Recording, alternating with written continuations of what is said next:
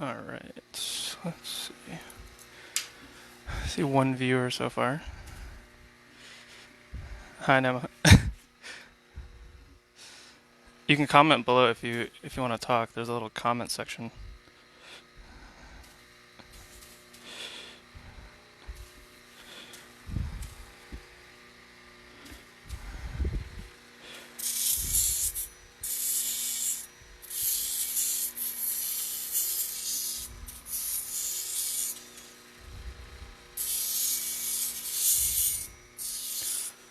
Alright, so there are more people now. So this wheel right here is the roughest wheel I have. It's 300 grit, and it's a diamond wheel. And it basically cuts away at the stone a lot faster than, say, this one, which is a 600 grit. This one right here is a soft diamond wheel, which is basically like diamond embedded in a resin, and you can push on it and it'll give a little bit, so it rounds it.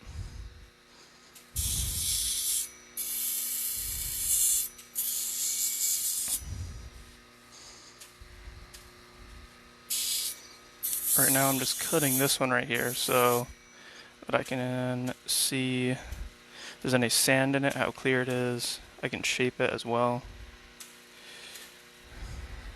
I can adjust the water flow up top.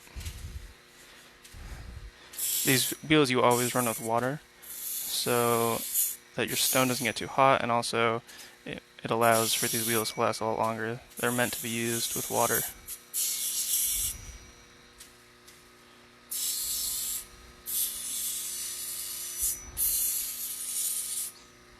And I hope that everyone can hear me alright as well.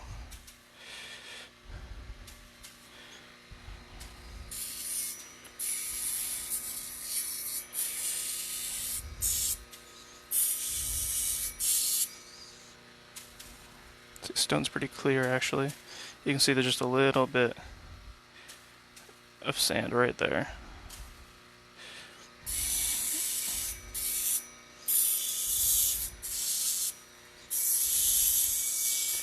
This one might actually go well as a teardrop shape, just because of the way it was naturally formed. So I can just round that side off.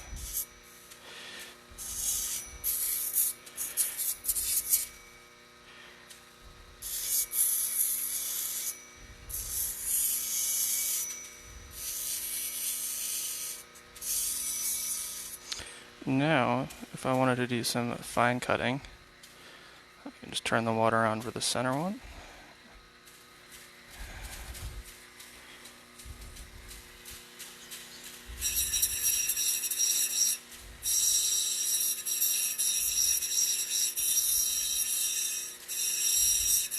With this I can round it and shape it without taking too much away, and it doesn't pull as much as this one does right here. When I'm using this one, it pulls down a lot more.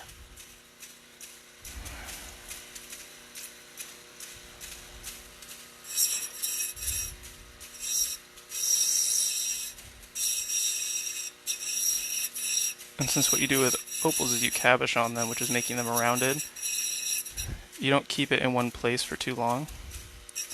Unless you're going for, let's just say like a cushion cut gem. Those, you would do it in a bit more of a precise way. You'd still round it, but you'd go like up in one direction, so it creates a curve over the side rather than around.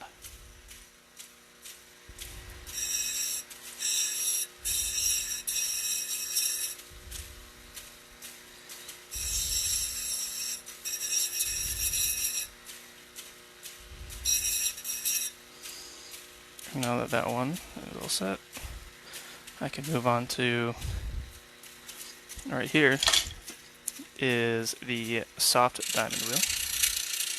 And this, it's still 600 grit, so it can eat away at your stone pretty fast, but it smooths out all the edges, so it rounds it all. These are what allow for a cabochon to happen rather than then facets on each side.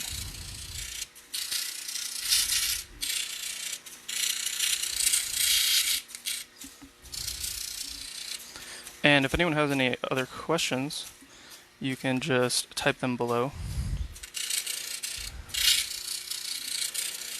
And I will try to answer as best as I can.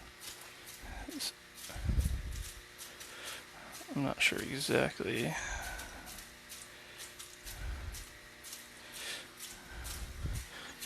Answer those, alright.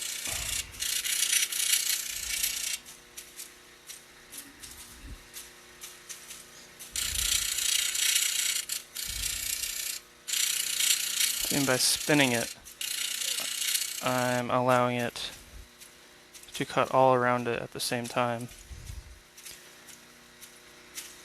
That way it doesn't leave any part cut more than another, so it doesn't make it uneven.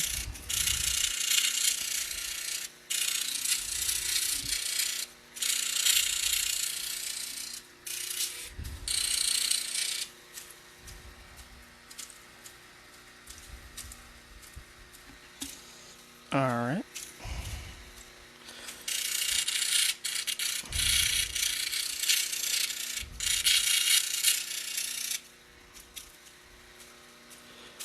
So I believe for this one, I have it just about finished for all the rough stages.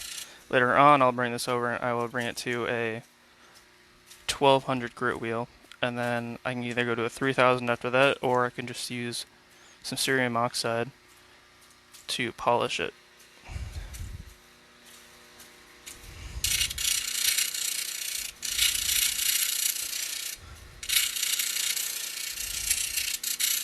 Cerium oxide is probably the most well known. You can use diamond paste instead, but I believe that the standard for most people in like the cabochoning industry use cerium oxide over the diamond paste or other things similar to that. Just because it's even and it's easy to use, and you can go right from 1200 to using it.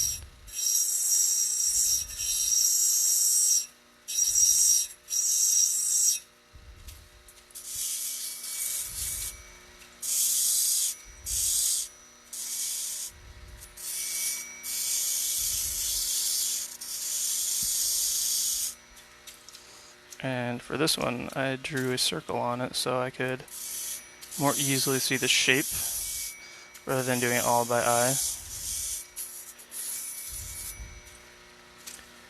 That way it gives me a little bit of just more clarity while I'm cutting it. I don't have to focus so much on cutting it exactly to a circle, and I can already see where the edges are.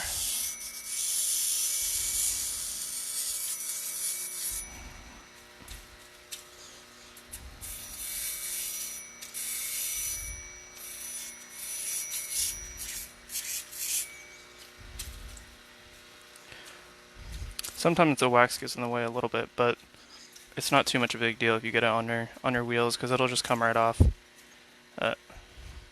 This wax you just actually use like an ethanol torch, and you take it and you heat it up as well as the stone for a short amount of time, and then you just press them together on the stick, and by doing that it keeps them pretty steady. They can still pop off sometimes, but it's actually pretty strong even just pressing it right on there. And the best way to get it off is to actually just put them in the freezer for a few minutes.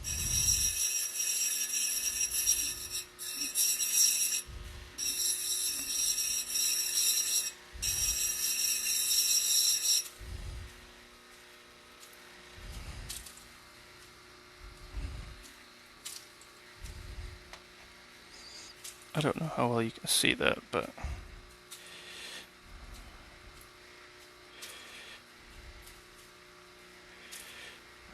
it is a nice stone. It's a very light stone, but it has some nice color.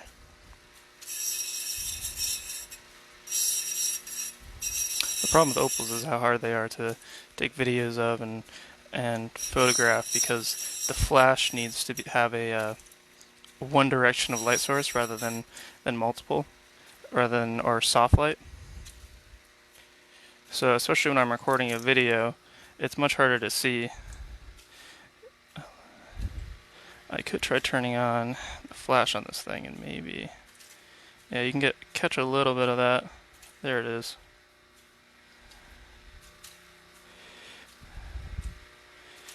See, it's not perfect yet, but I can go in here and I can round it more. Doesn't need to be perfect either. A lot of my stones are more freeform. Sometimes I prefer them if they're really nice stones, or if I don't really need to, I can just pretty easily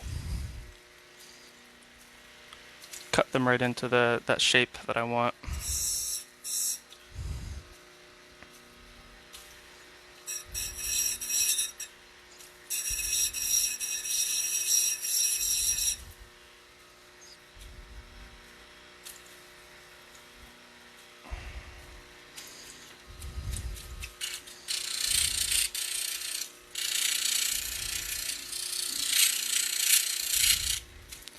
And again, I'm just using this softer wheel to get rid of all those corners that any of the harder grits made.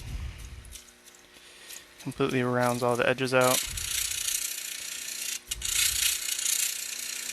This wheel is actually getting to the end of its lifespan. I've used it almost completely, but I do have more 600 grit that I do need to break in, which does require a little more because these resin wheels, when you get them, they're pretty coarse, and you don't want to just put them right onto a stone. You actually want to take like a piece of agate or something similar to that. I usually just use like a big piece of quartz, and you just rub it right onto it. Just leave it there for a few minutes. Some people say 10 minutes. I usually just go until it about looks pretty even on there. Once it's broken in, then you can use it and it'll work well.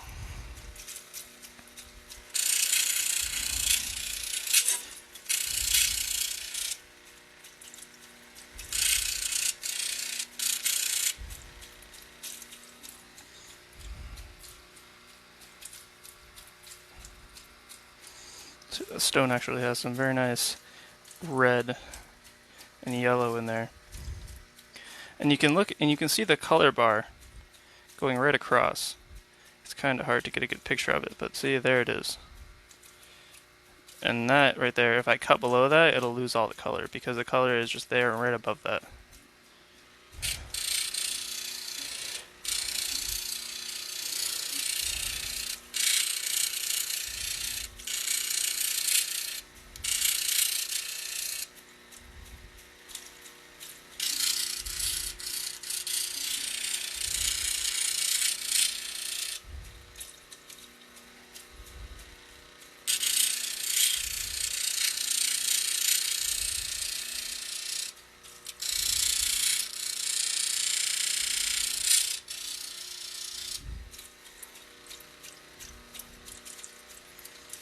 Yeah, it's quite a nice stone actually. Alright, I think I'm done with that one. Give me one moment.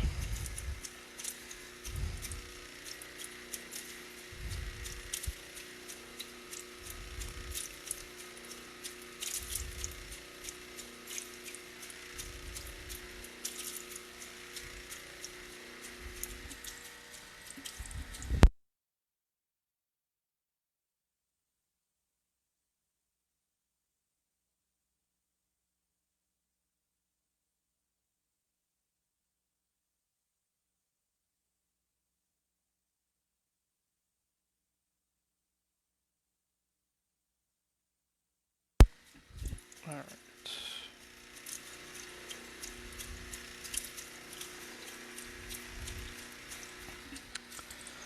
I did want to make sure, I'm not sure if everyone can hear me, but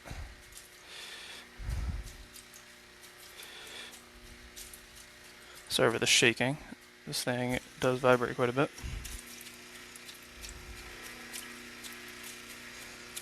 Alright.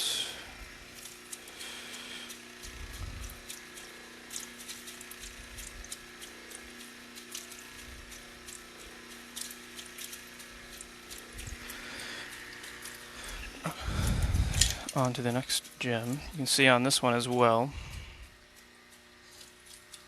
I put an oval right there, and that's just so I can more easily cut around, just like I did before. And once you start getting dry, you can start add a little bit of water to it. I have a couple 5-gallon buckets below, one for intake and one for the exiting water, and all it does is just drains out there, and then there's a pump in with the new water, and that feeds right into these little spouts that are right above here.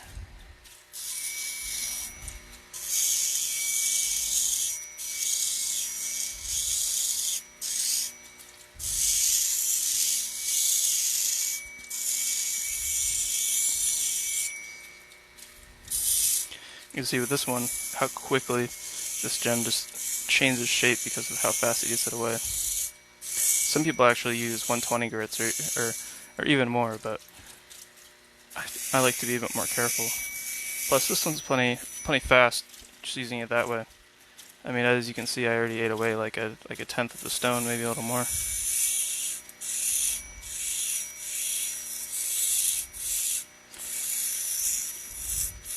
And this one right here is actually also an Anamuka, from the Anamuka mines in Australia. You can tell sometimes just by the color of like the sand that's in it, and the way it's formed. A lot more Anamuka is like a jelly, or it doesn't have like a background color to it, or it's white. Black is pretty rare, or darker ones as well, but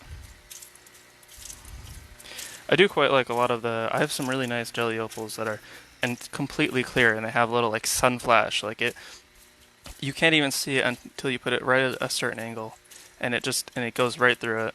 It's really interesting. And they're all different patterns too. There's pinfire and more of like a broad flash. The pinfire is when there's just little speckles everywhere, and a broad flash is when there's a whole streak that goes across the whole face of it.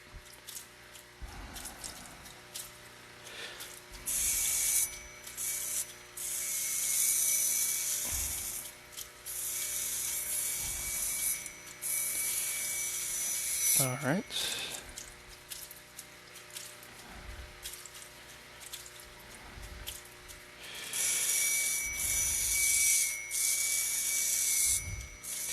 And what I'll do with a lot of these a lot of the time is I'll just cut the back after.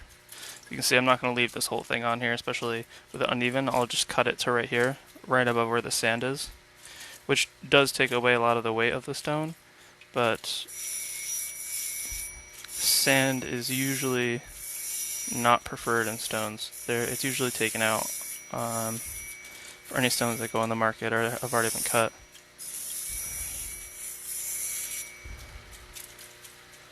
Unless people are selling rubs, but rubs are essentially, they're almost finished stones, but they're not fully polished. They're after a round you use the 300 grit or 600 grit stone, and then people will buy them and finish them up.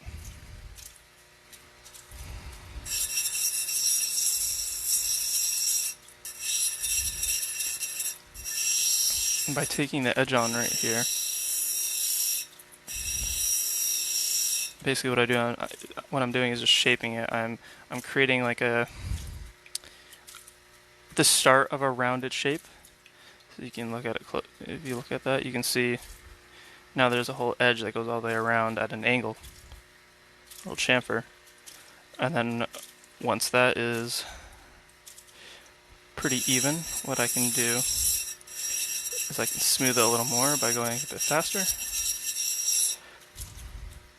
That smooths it even further, and then I can take it on to the 600 grit soft wheel,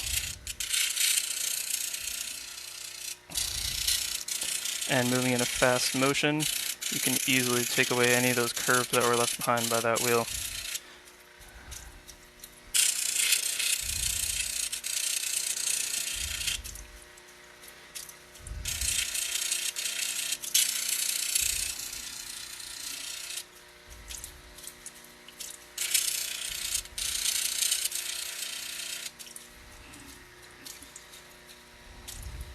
So now if you take a look, see how those sides are rounded rather than a chamfer or a flat curve around the edge.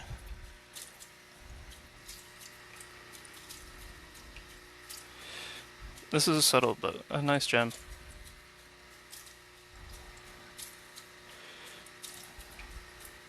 Has a nice green and blue like sheen pattern to it.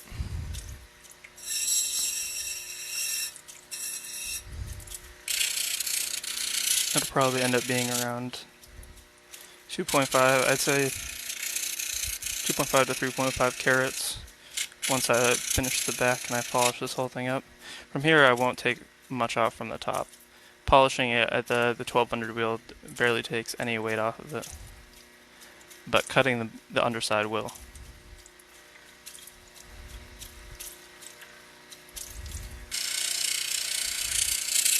This one has more of an egg or pear shape to it.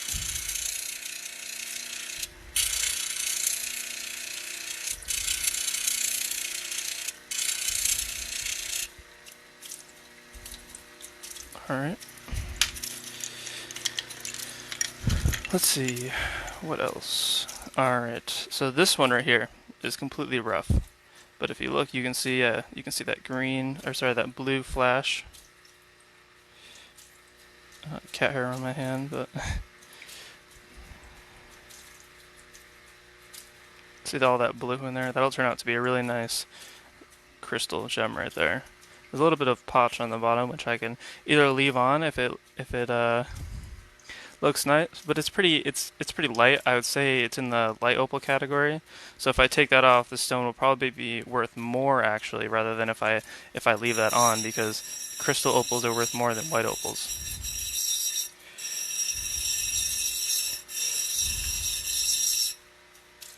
But since this gem is a small size, I do want to be careful of using this, the 300, but I still can.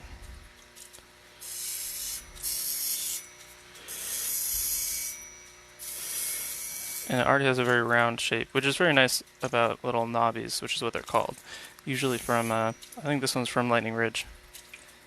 And a nice round shape makes it pretty easy for them to be cut, unless there's a bunch of sand in it. But for this one, doesn't quite look like there is much, just right on the outside.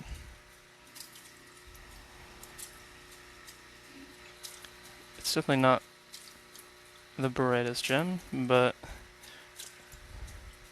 definitely has a nice golden and blue look to it.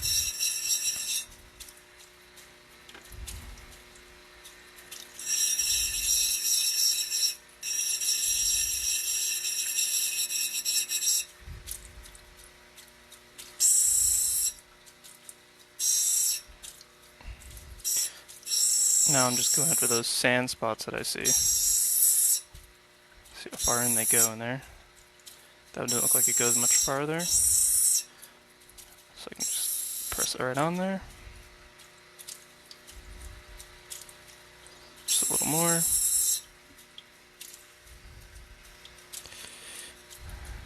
And now it's out. Alright.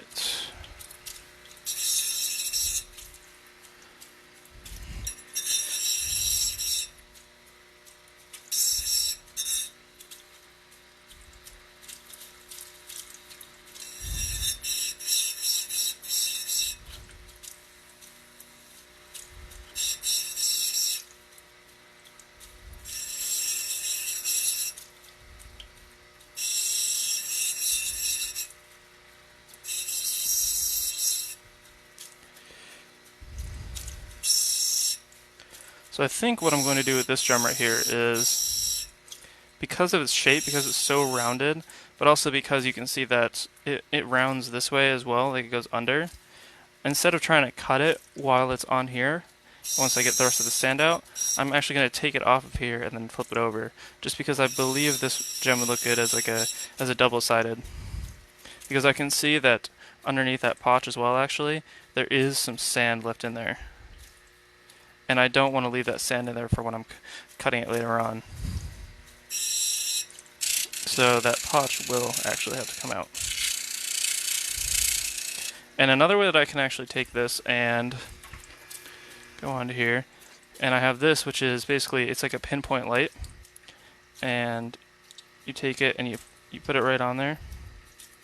And what this does is it allows you to see into the gem. And I can take it not just on the clear ones, but anything essentially. And that way I can tell if the color bar is clean, or if it looks like there's sand in there, or if there's like if it's a crystal layer, or if the whole gem is black too. Because with black potch, with true black potch, it won't actually go through that layer of potch. Like, it'll go through the color,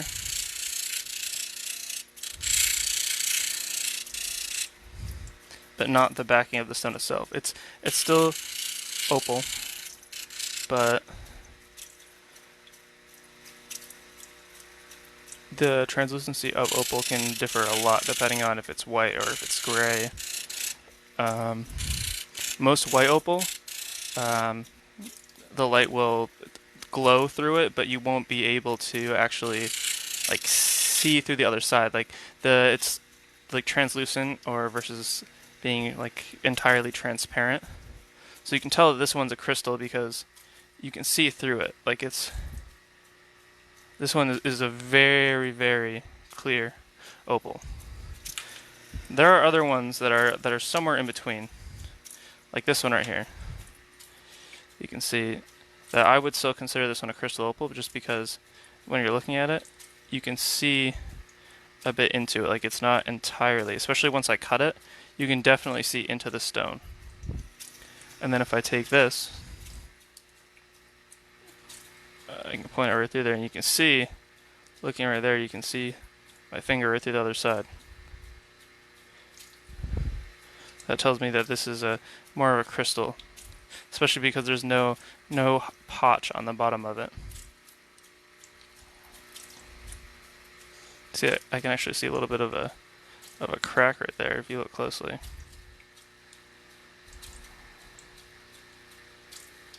Kind of hard to catch on camera, but yeah, that right there.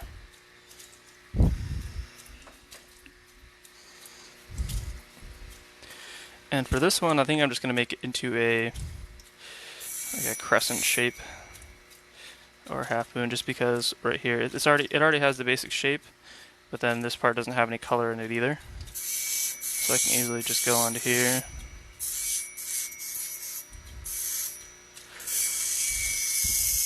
You can see, depending on the stone too, I have different sizes, just because bigger stones require a bit more force, and it's more stable with a bigger stick rather than a smaller one. But a smaller one you can actually also work faster, especially if it's a very small stone. You can't really use a very big stick for it, because then you can't turn it as fast and you can't use it as accurately.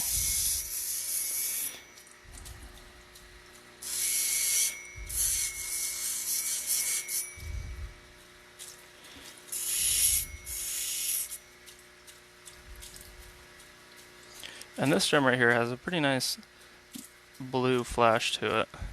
And I would say this one right here, the pattern on this one is called a broad flash, because you can see that it, rather than it being like little pin fires, it actually goes over like an area of the stone itself. See that? I would take it over here, it does the same thing. Not the brightest, I'd say it's a brightness of 2, maybe. Yeah, probably around the 2. Could get a little bit brighter once I polish it, but we'll see.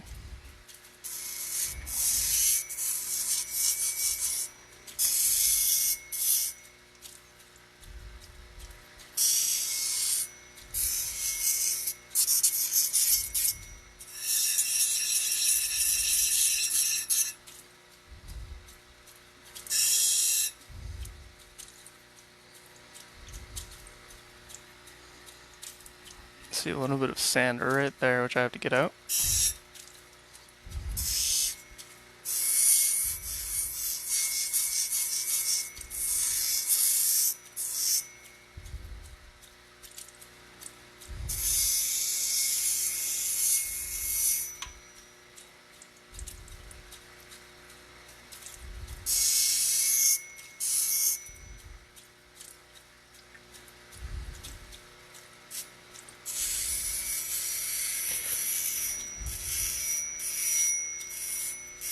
as I flip it right on the side, so it's a bit easier for me to see exactly the shape that I'm putting it at. And I think I'll round the edges as well, rather than leaving them in points.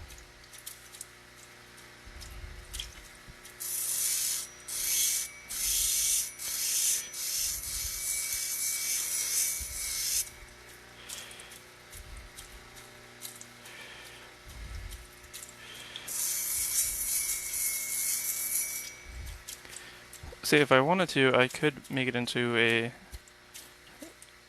yeah, like a full crescent or like a moon shape, just by putting it on here like this, because these wheels, because they're round,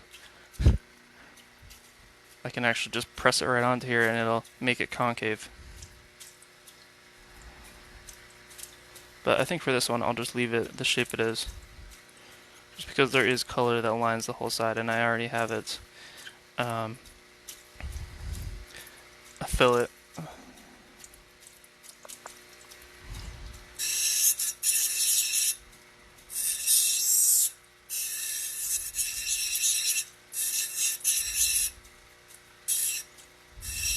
The only hard part about this thing is when you have it like this, the sides are so different that getting them to the exact same height is a bit more of a challenge, since you just roll this one sideways versus with this, you actually have to go along it and cut it back and forth until it becomes a similar height.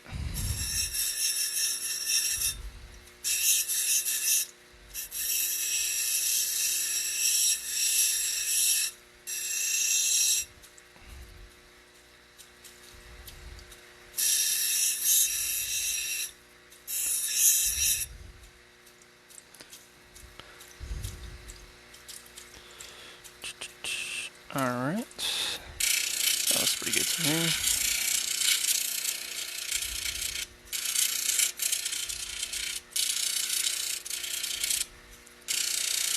And an important step too as well is that you want to make sure that the top isn't concave. Otherwise, when you bring it over to the 220 grit resin wheel, sometimes you could miss a few spots when you're polishing it up and when that is pre-polishing it. And that'll leave big scratch marks that are a bit of a pain to go back and fix up again, because that means you have to go and clean up the whole top and then pre-polish it and then polish the whole thing again, which does take a bit of time. And it's the same thing if you end up taking it over, polishing it, and then sometimes you can see little inclusions or sand, which most people will end up going and taking out. It happens somewhat often. Same thing with cracks. Sometimes you can't see them, and then once you let the stone dry. See, Australian opals are pretty different from Ethiopians, as they don't absorb water. They're sedimentary opals, so you don't have to worry about them cracking afterwards for the most part. Only ones that are already in it, basically, or if you drop it. But that's different from cracking over time just from sitting there.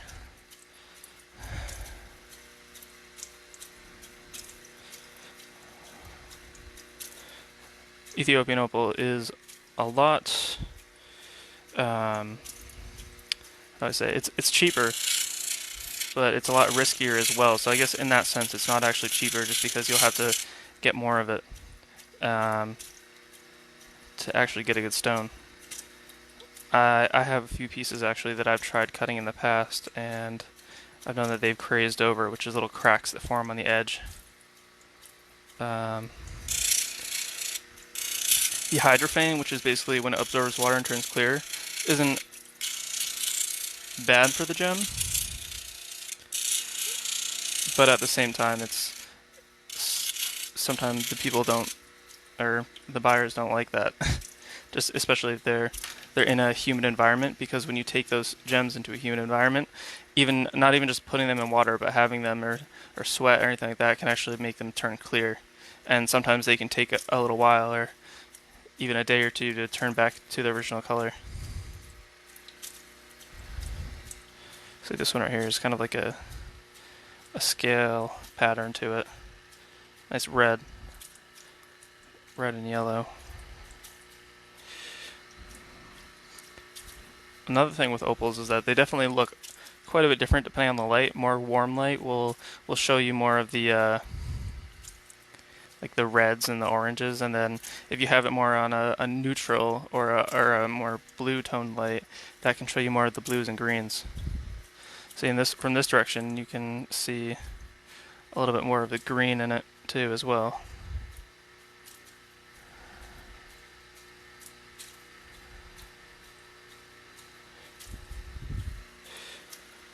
And so for this, it does have color all the way through it, so I can see even on here there is. But what I have to decide is if I'm going to cut that off and just leave the brightest part of the gem or not.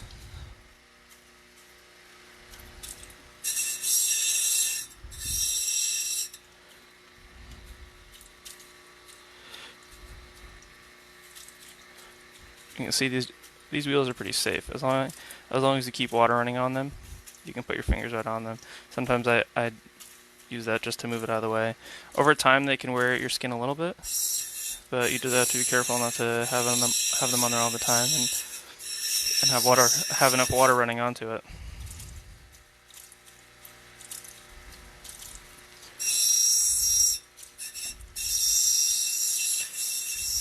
So I think for this gem I am going to caboche on it, but I'm going to leave it more of a freeform gem, so it is, unless someone requests me to cut it differently once it's purchased. Well, yeah.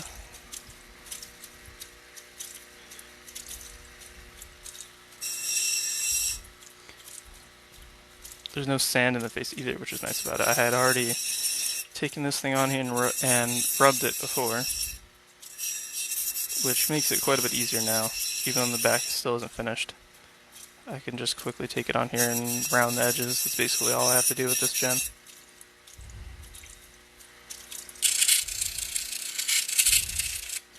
You obviously don't want to go too far. You have to decide how much you're going to caboche on or round the edges, because if the color bar isn't deep enough, like you can see this one right here is about 2 millimeters, or more like 1.5 millimeters. If I went any more than that, the color would go away right on the edges, and that wouldn't be preferable to just having at more of a flat top to it. I'd rather keep the color.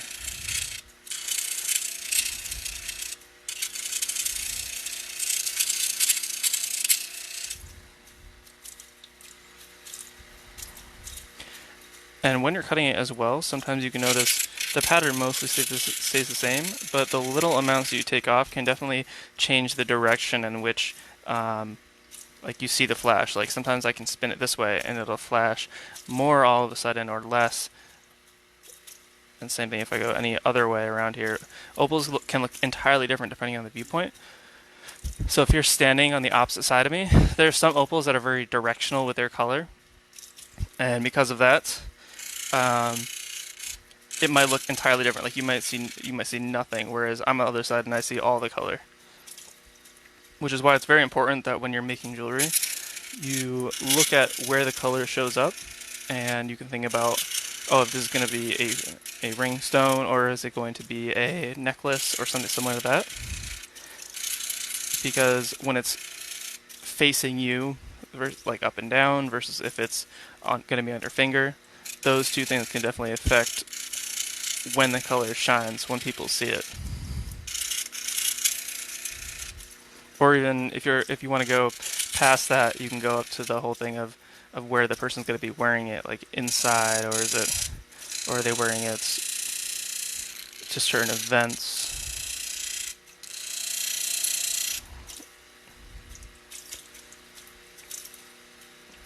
Or do they live in a town that has more natural light, sunlight? It can all depend. I mean, you obviously don't have to get into that much of a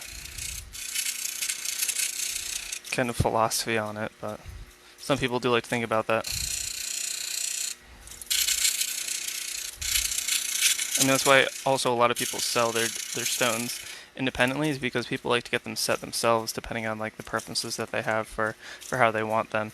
Like because it's all about the gemstone rather than about the ring itself. People want custom stuff, and a lot of gem cutters don't do custom jewelry or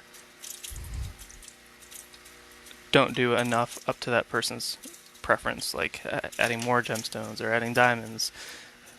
And people just bring it to their local jewelers after purchasing it and then get that gemstone set themselves.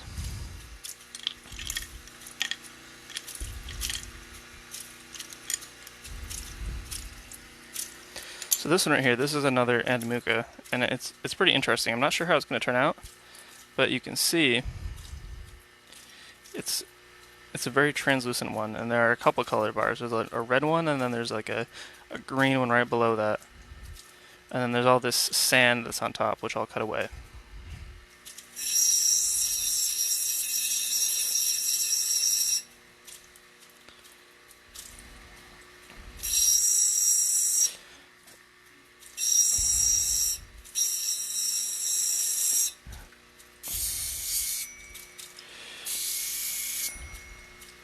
And I don't have to worry too much about getting the color bar until I actually reach it, because I can see the lines in the gemstone itself.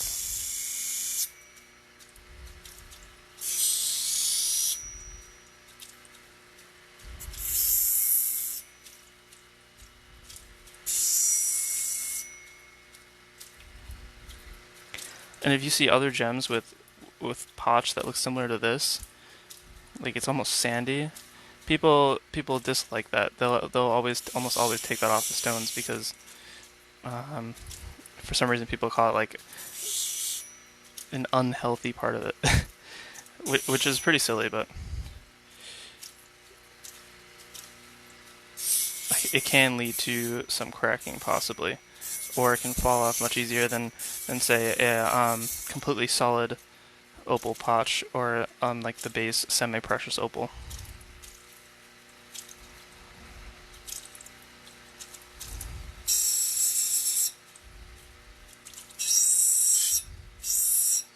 Another way you can look for the color as well is you can just go up the side.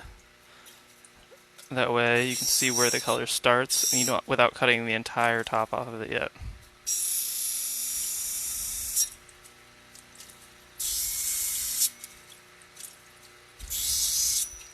So while I'm just roughing this up, I can go back and forth between these two. But I don't want to do that once I'm already polishing it and rounding the sides.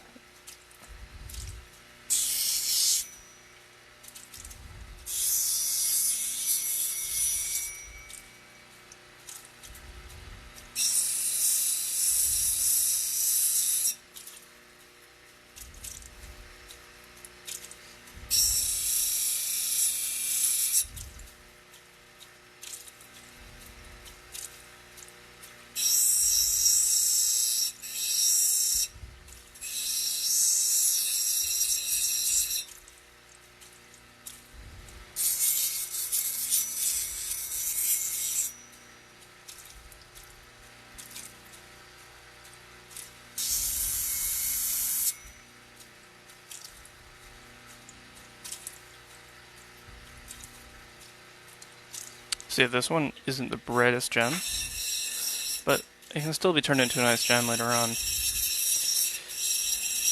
Sometimes with these, especially with more opals that are considered to be jelly opals, you can't actually see the color too well until it's polished, just because it's very soft color, as in the edges that are cut into it, like the polish is left over from like even just the 300 or 600 grit, kind of can take away from any of that shine that you see. It's the same reason why opals are usually cabochon rather than faceted, because that light bouncing around will actually take away at the color it already has rather than enhance it with a lot of other gemstones. You can see there's actually a good bit of color in there, but I'll probably just leave this one as a rub for right now and then come back to it later.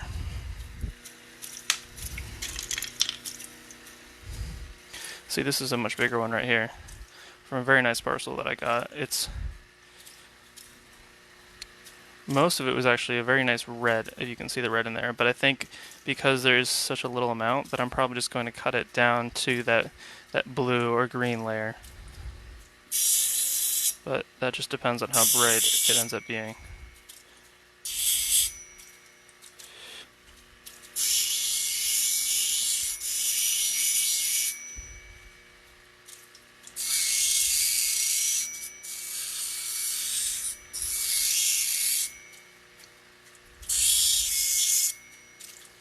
You can see that none of that red that was there, just even that little amount, had sand going all through it, so I wouldn't have been able to use that. Red is a very precious. Red and pink are usually considered the most precious color in opal. But, I mean, the thing that matters the most is definitely the pattern and the brightness of it. A very bright blue stone will still beat out price-wise even a very red opal, especially if it's just like a moss pattern compared to, say, something that's like a rolling flash or a harlequin pattern. Harlequin basically means that it's little like boxes on the gem that change color. They go from like blue or green or any kind of multicolor pattern. And harlequin is when they're exactly even. Otherwise, it's called a flagstaff, or people call it flagstone. But a lot of the ones that I've cut are usually broad flash or pinfire. But I do like pinfire gemstones quite a bit.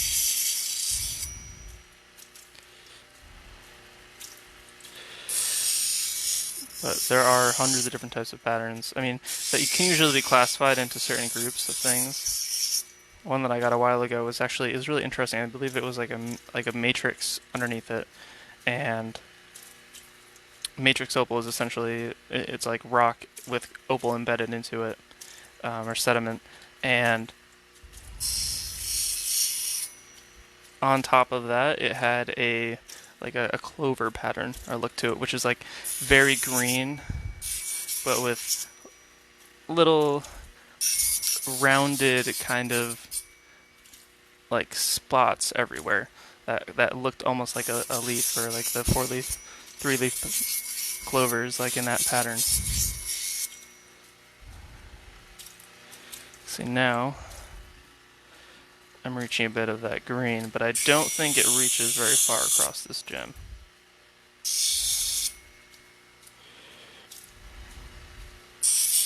It looks pretty bright, but I might just end up going for that blue.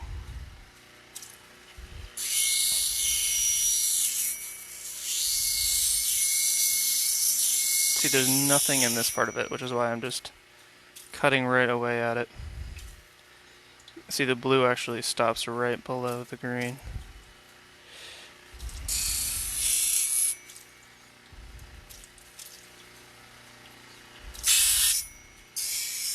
This definitely isn't going to be the brightest stone, but it'll still be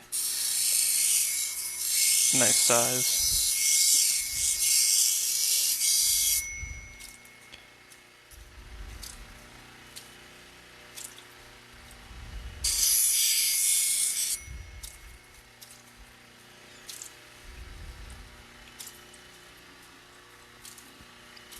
But yeah, I think I'm going to take this and actually, sometimes what you do is you have to sacrifice a bit of that color so you can get it down to the next layer.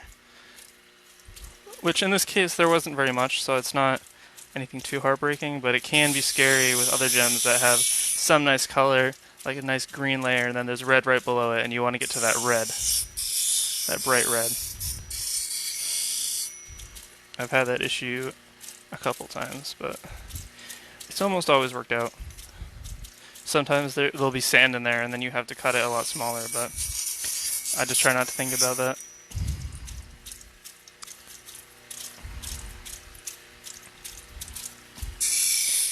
You can see how the layer is almost clear, so it's almost as if it's like a crystal opal layer on top of this lighter potch.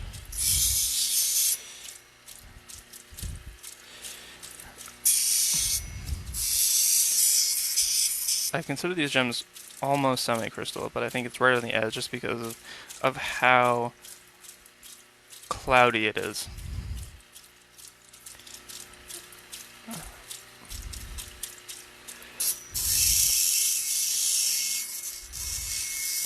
But even if it's not, this gem isn't the brightest, it would still look pretty good as like a pendant stone or something similar to that. Which is usually why I just leave them freeform, because I can set them myself rather than sending them to a jeweler, which would have a bit more of a harder time setting them, as they don't cut gemstones themselves. Usually jewelers get gems other places, or even their jewelry other places, and then just either set the gemstones.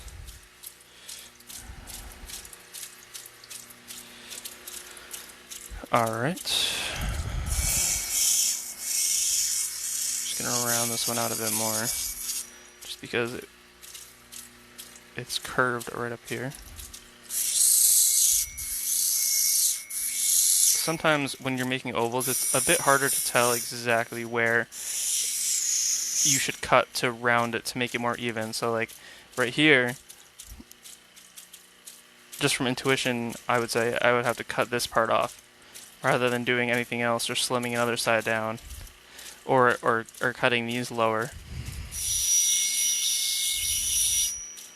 But that's why it makes it a lot easier. You've already drawn something onto it initially. I literally just use watercolor color pencils. They're usually they're softer, more pliable than just regular color pencils, and they go onto the stone easily, but also come off. It doesn't really matter either way, but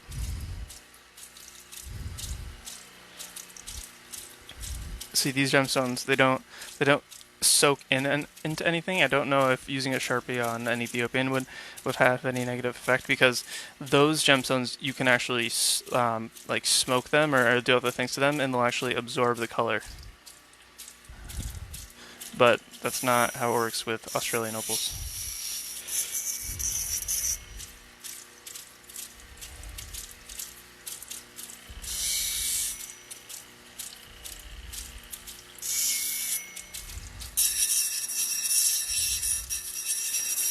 See, and the trick to here is you want to have that color, that bar, as even as you can possibly get it across the edge.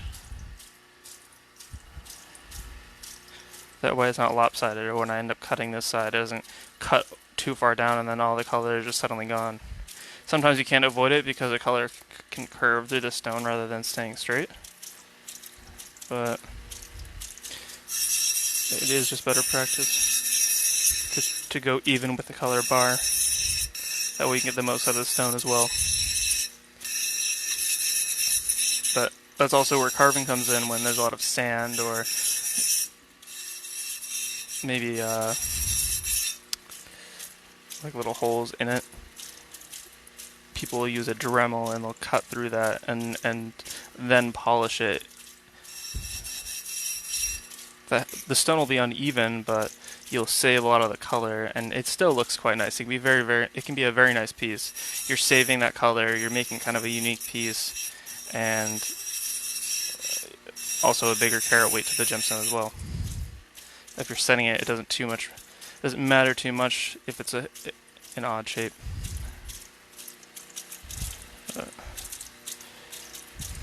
See, I wouldn't call this a calibrated opal, or sorry, an oval, but it's definitely close enough.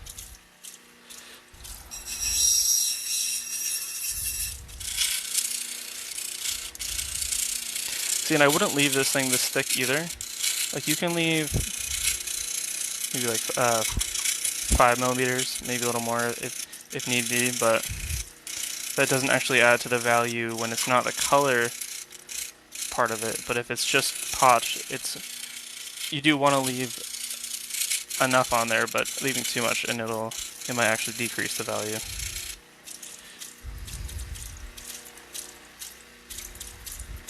Like this, I'll probably cut about half of it off.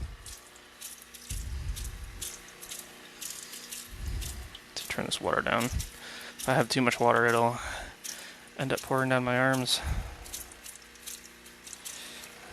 pretty good. You can see how you look at it, you can tell that the whole top is rounded.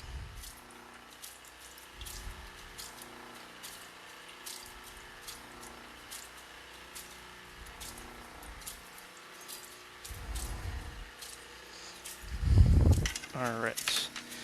Another thing that that anyone does is you can do it by hand, which I guess some people would see a little scary, but these wheels, they're not very dangerous, as long as you're careful. And that's usually for bigger gems or gems that you haven't cut up too much yet. You can take them and shape the backs or take off a much bigger area rather than placing them on something that kind of limits you. That way you can only cut off one part of it, you can't cut off the entire back. You can see for this one I'm probably going to have to carve, just because you can see there is color there, but the bar is so slim, like it's just right there, that if I were to do anything to this one, it would probably, if I ground away at it at all, the color would just be gone. So, and it does have a very nice pattern too, right there. See that? And that's actually a pretty nice pattern as well. But so I'll cut all that off using a Dremel with diamond bits, also with water. And then there may be color underneath that, there may not be. And then once that's done, I'll just cut the rest of the stone off. Yeah, it'll be a nice piece after that. Or carving. Alright, let's see. Let's go for this one. You can see there's a lot of sand in there, but there is some nice color right there.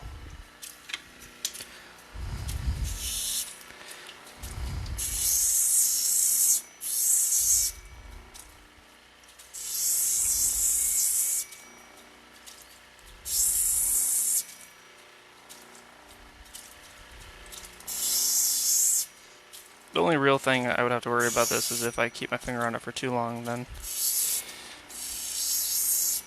it'll take away a bit of my skin. Not much, but just like anything else. You keep your foot in a sandal for too long.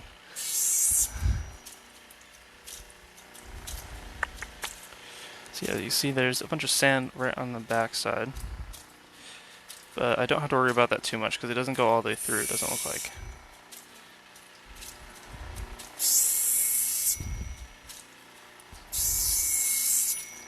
But what we can hope for is that by the time all this sand is gone, there's still a little bit of color underneath, which does seem to be that way.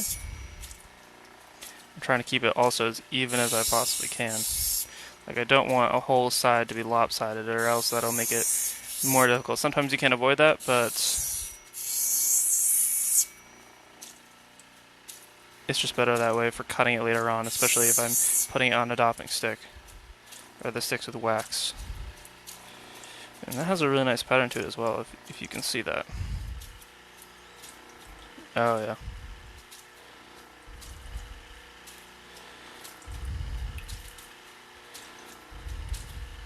A broad flash.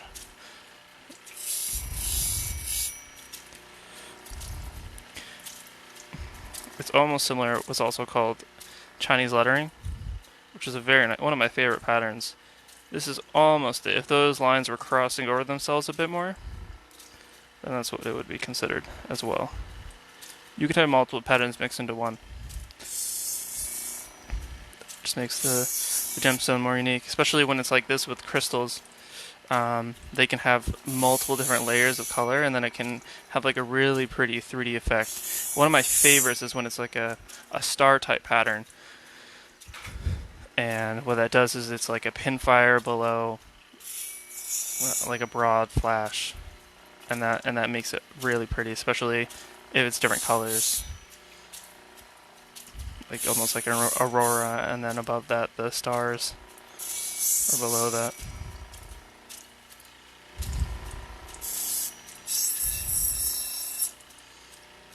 Yeah, this will definitely be a very nice gemstone once it's done, hopefully.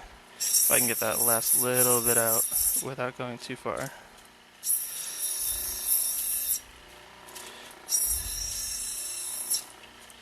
But that's the gamble with it.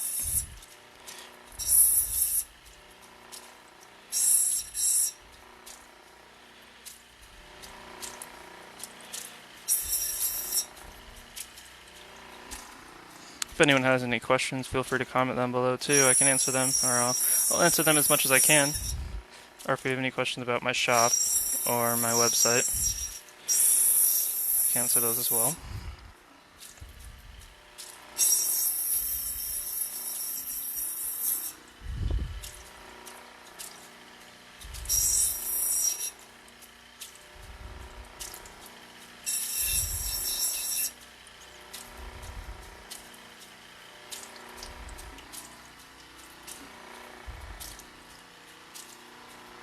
You can see how after cutting it, the angles on which it shifts, it's quite a bit different. But I think from here, just cut a little bit more of the back, and then I will just leave the rest of this for fine tuning. And what I might do is I might actually use a Dremel to cut the rest of this out so I don't have to go too far in. But taking that out is pretty important with a crystal, or else they show right through the gemstone, which isn't really desirable.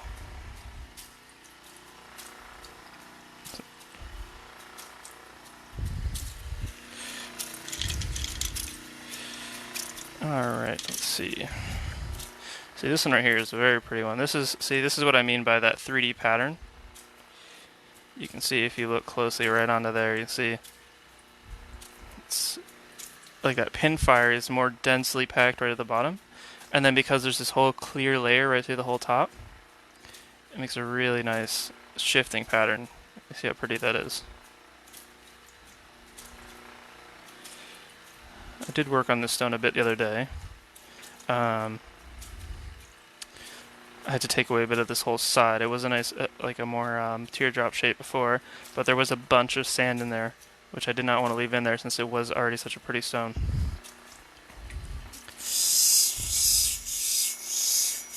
But it'll still end up probably being a very nice teardrop shape to it.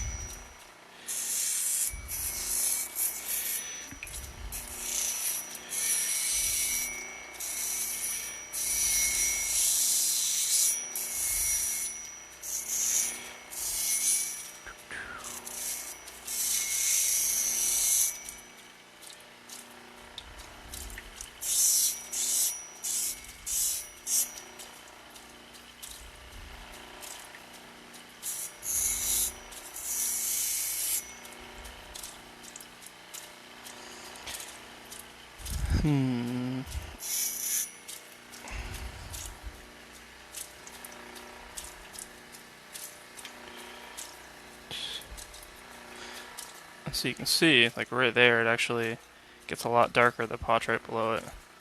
Which is nice for the gemstone because it makes it darker, and darker gems are worth more. Oh, you can even see it has some flash of its own, so I may end up taking this off of here once I'm done and cutting the back as well. Then it'll be a very nice double-sided gemstone.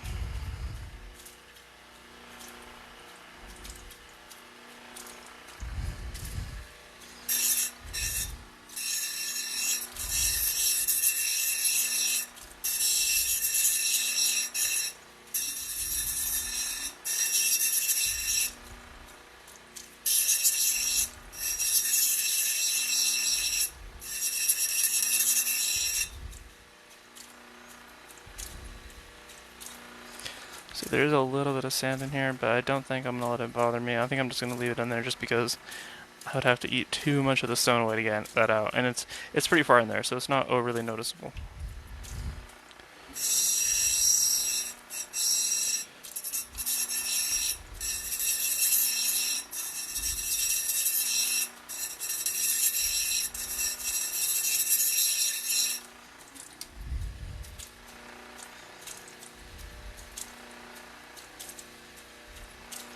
And this will be a bit more of a free-form teardrop, but absolutely fine. Otherwise, if I cut it more, I might take quite a bit off just to get it to the right shape, but I don't really need to.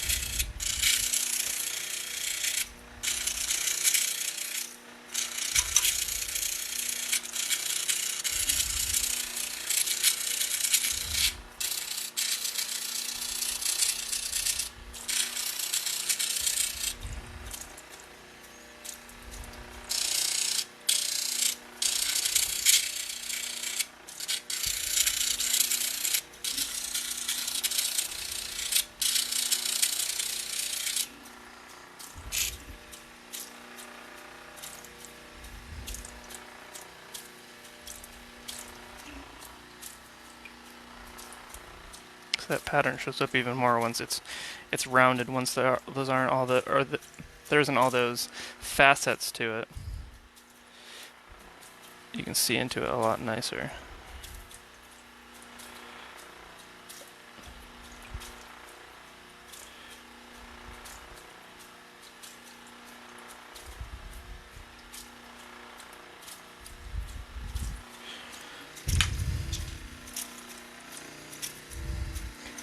Another thing as well is that when you have water, I mean, it works out perfectly because it fills up the cracks, or not the cracks, but the marks on the surface from cutting it and sanding it down, and it allows you to see into it, or allows you to see the color a lot easier. See,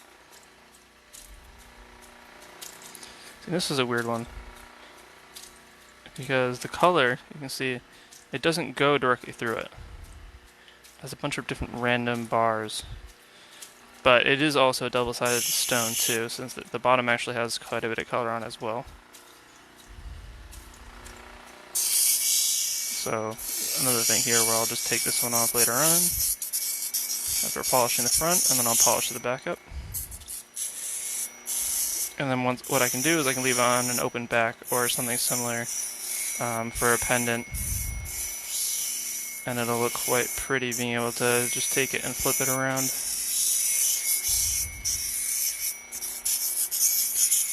Some people actually like to leave a little bit of sand or a little bit of inclusion right in the back of gemstones that they're not polishing it, because that way you can tell it's real, essentially.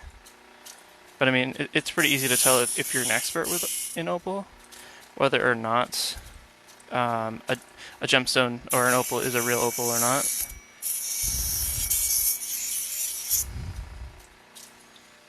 As the synthetic opal patterns, or like Gilson or other kinds of synthetic opal, the patterns are way too tightly packed together, and it's very uniform. Like if you take a look at it, there are some opals that do look similar to it, but those are very rare. And then you can also see that they have slight inclusions, or they have a bit of like a different color to them.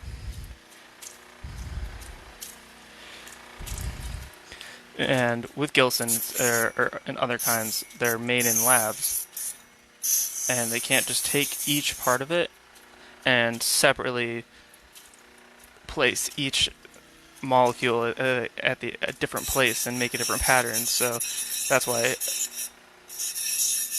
authentic opal is much more unique, in that you can tell the difference because those patterns formed over millions of years. And so they can all be different. Versus when you have it in a high pressure environment in a lab and it's made in a couple days. Another reason why this is one of my favorite stones is because of the fact that it cannot be copied in a lab, essentially. Like you can make the same, make a molecular compound or a very similar structural pattern, but it definitely doesn't look the same, and you can't get those different unique features about it. There's no crystal Gilson opal or anything else like that have. I mean, they can be darker or lighter, but definitely not flagstone patterns or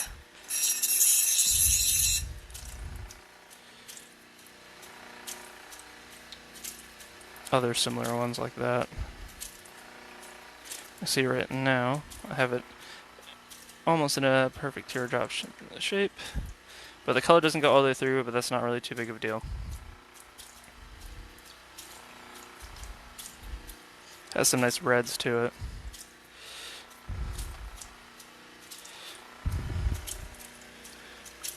Reds, orange, green, yellow.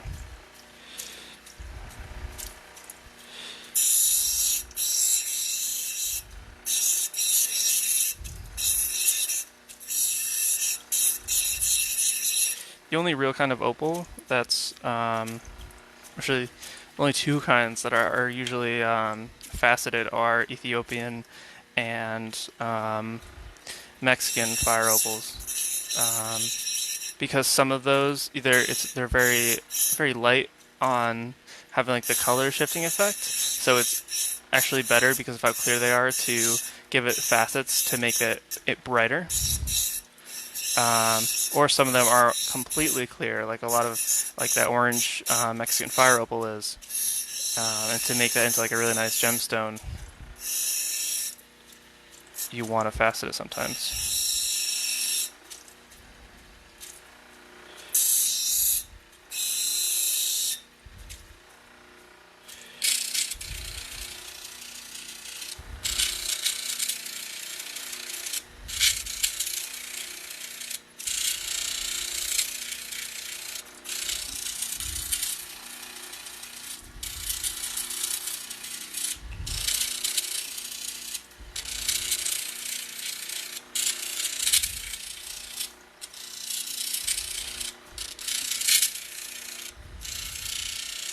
And I'm just spinning it again, just to round all the sides out.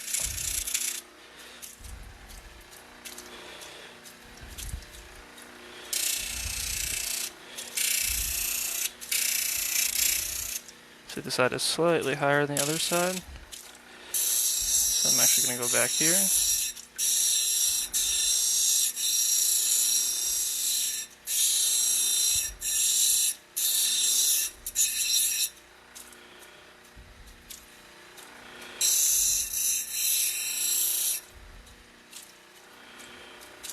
Alright, that's looking good.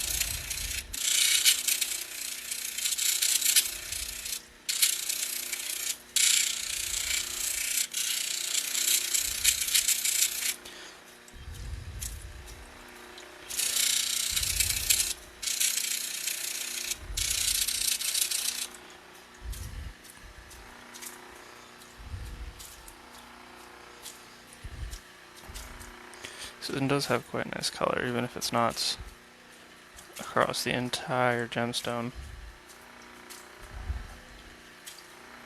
But that also does give it some appeal. Some people like that look to it.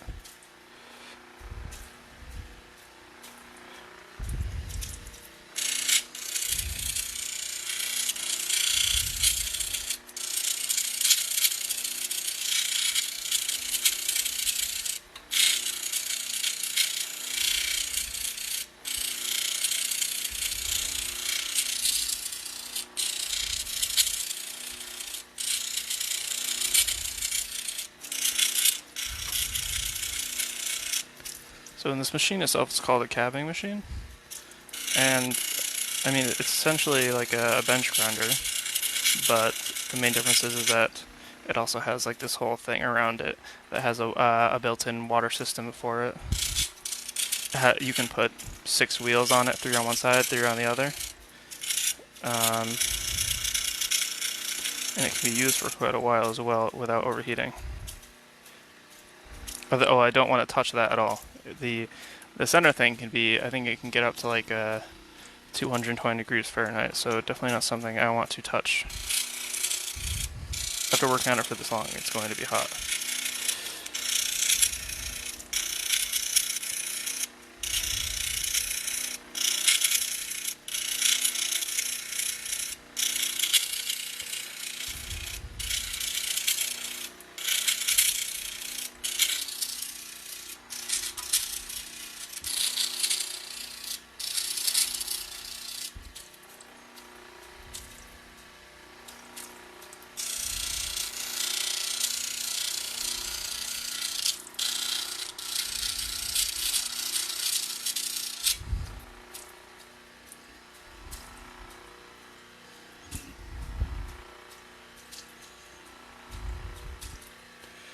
Alright.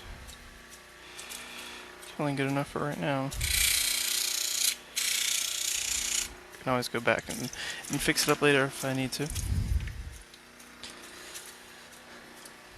Alright, and here, this is from Cobra PD.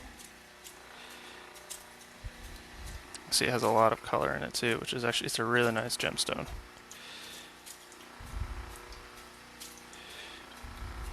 Kind of hard to see on camera. White opals are also quite hard to film, just because of how white they are. It definitely messes with being able to see the color that's in the gemstone. But the phone flashes definitely help quite a bit, just because that directional light is it's nearly perfect.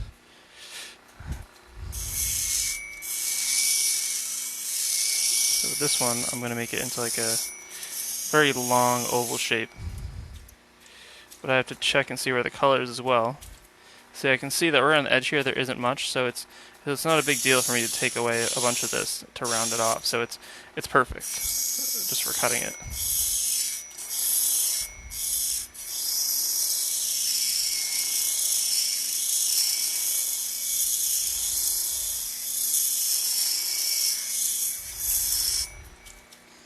So now I can just wipe away the top. So now it has a very nice rounded shape to it. A very pleasing look to it rather than the freeform way that it was before. Which is still nice, but I think anyone would agree that when the gems naturally are even like that or have a perfect shape, that it is quite appealing. See, this one also, it's not only pinfire, but it's really cool. It goes from like a green to then a blue to then an orangey yellow and then red. And it's quite a big piece as well.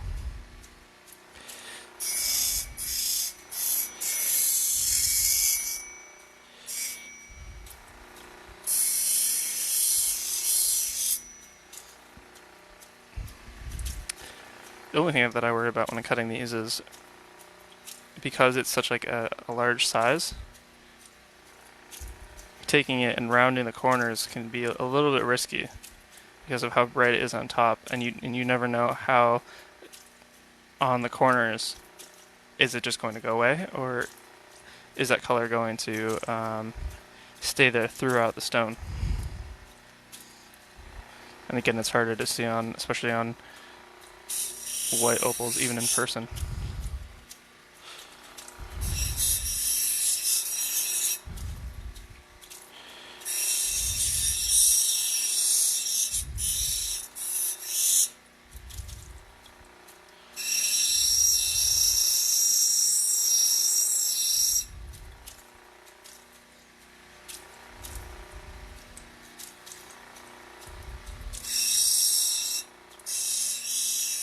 I actually have basically, it's almost like I'd say like a sister gemstone, this one, where they're almost exactly the same. I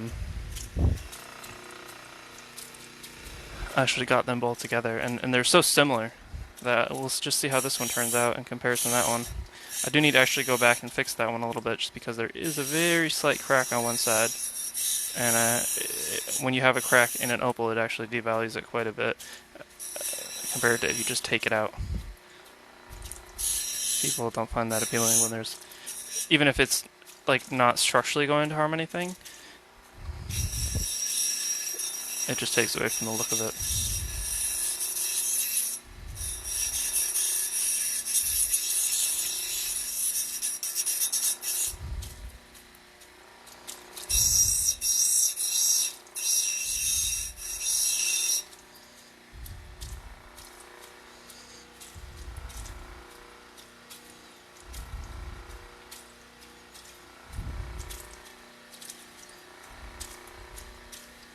So you can see there isn't much color on this side, but On the other side there is quite a bit. You can see that, if you look too, that it goes down right into it a bit.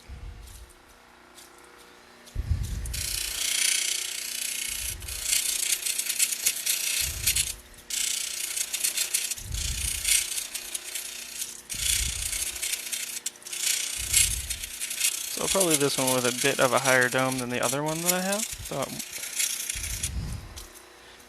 Just because the color is so bright on top that I don't want to take it away from it.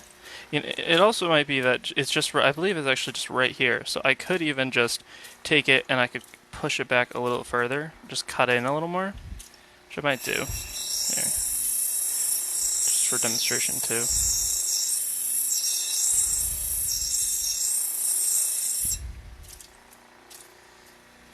You can see it doesn't go in too far. Like you can see the color already showing up right there and right there.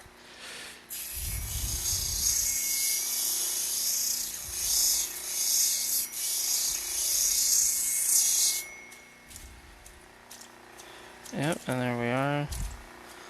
See that color showing up right there.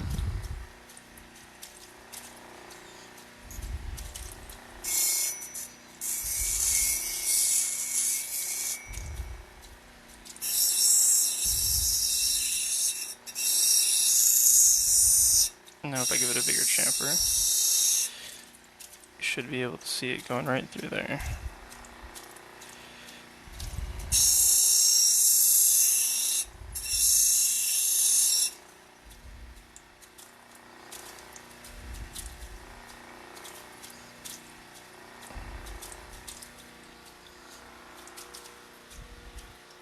See, just along the edge is all that's left, which is fine. I don't. If I cut it any more into it right there, I'll end up taking away the color that's on the edges right here, and making it uneven as well.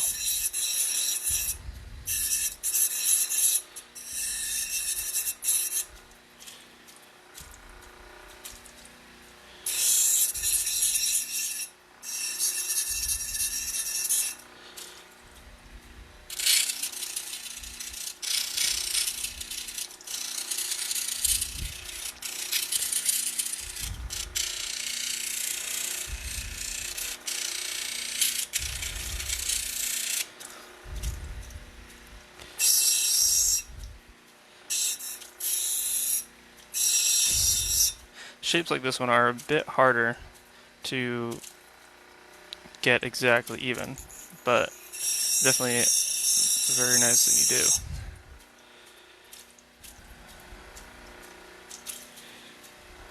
But you can see here that there's definitely, it's like concave right there. So when I cut this one, I'll definitely have to round out the back quite a bit, which will still look nice. But I also noticed that on the back there is quite a bit of color, which is kind of hard to see from here. But I believe when I do that, I can also give that a cabochon and make this one also a double-sided gem. As long as it doesn't take away too much of the weight of the gemstone itself.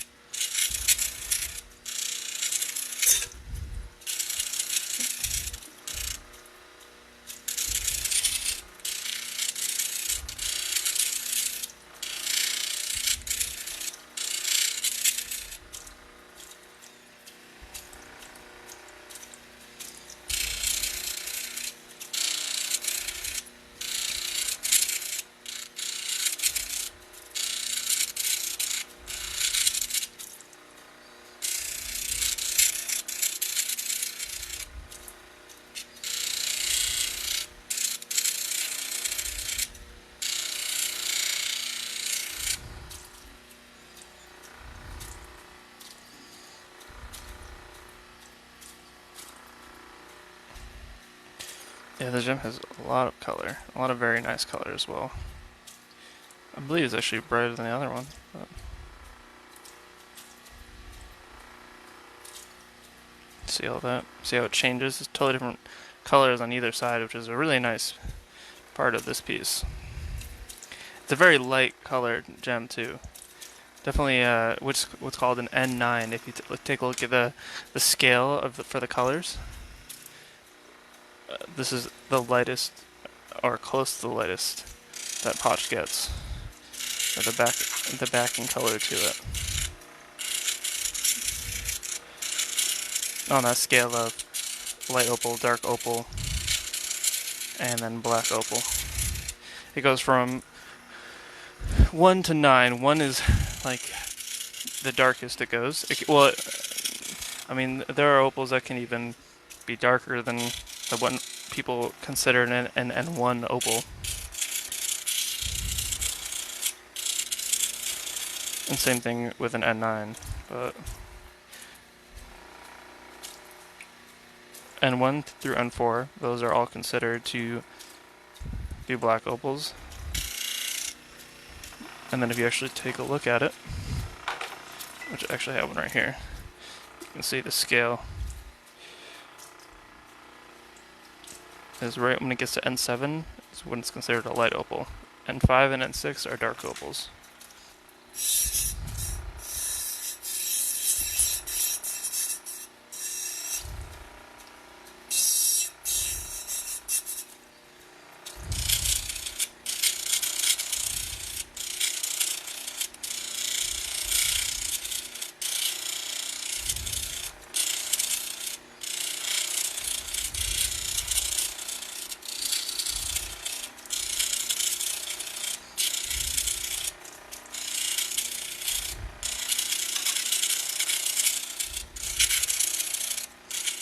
And the reason I'm going so fast while doing this is also because the longer I have it on that wheel, the more it's going to actually take away from the gemstone itself. And if I just press it on there, which I'll do in the beginning, I'll just keep it nice and slow so I can precisely cut away at it. But when I'm just trying to round it, going faster helps a lot more at not only keeping it consistent around the whole stone, but also not eating away too much of it on this wheel, since it is still a 600 grit wheel. That looks about good to me. Definitely a unique pinfire pattern. It's very pressed together.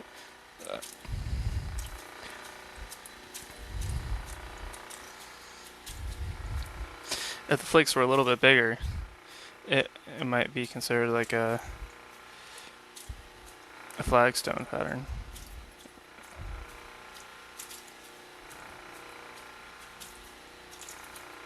That's a very nice color. Alright. Let's try, here we go. This is a nice dark crystal. Very nice color on this one, actually. See all that green and that blue. I love the 3D effect on this one too. It's very nice. There's actually, if you look on the side too, you can see a little bit of red, which we'll see if that ends up showing up at the end. Sometimes once you polish it, you can see those softer colors more. Because there's not something enough so that I would want to try to go down to that layer where I see that, because the green and blue on this one are already pretty bright. I wouldn't want to take that away just for the little bit of amount of red that I see on there.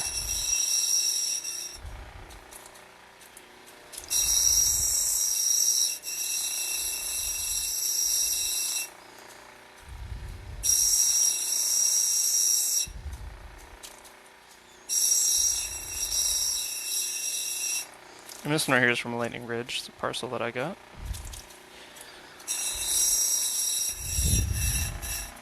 Most of the gems you've seen up till now are all rubs, stuff like that. A lot of gems look like this initially, or something similar to this, where you can't really even see much in it. I mean, kind of like this original one that I showed you before. You can't really see much until it's either cut or you put some water onto it, or the color bar is shown through.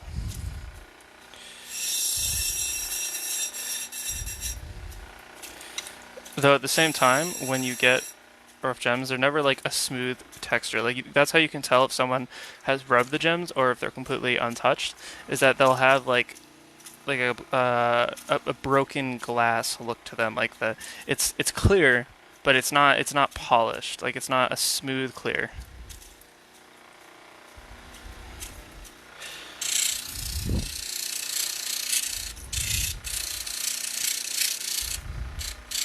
Almost like you ever seen arrowheads or like obsidian arrowheads or something similar to that? That's what a lot of those can look like. They're not sharp like them though. Opal is, it's essentially glass. It is a glass since it's actually not a crystal, because it doesn't have a crystalline structure to it.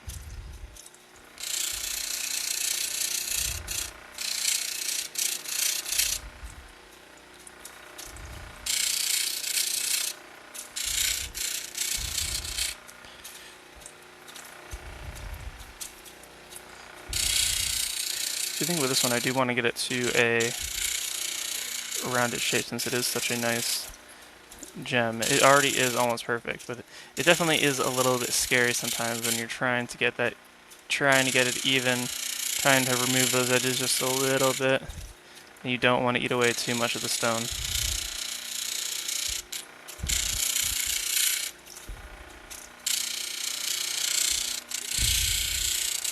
But sometimes I'll use the soft wheel for that, just to round it easier.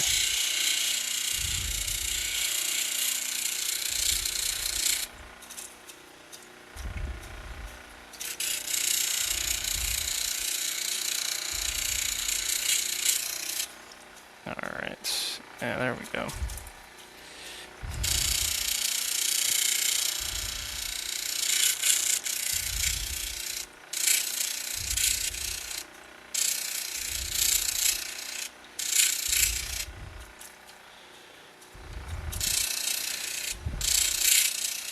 Top isn't perfectly round, but that's fine. There we go. That is definitely a very pretty gemstone right there. Look at that.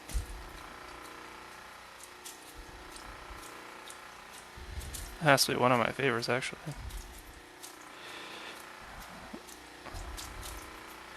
Once I polish it up, it'll definitely be very nice. It'll actually be perfect for for a ring stone.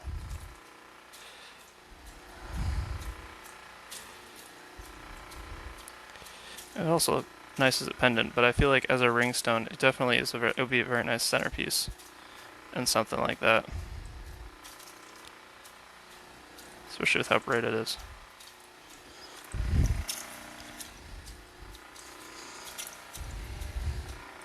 See, this is another nice piece right here. A little bit of a tricky one. With all the potch that's in the face of it.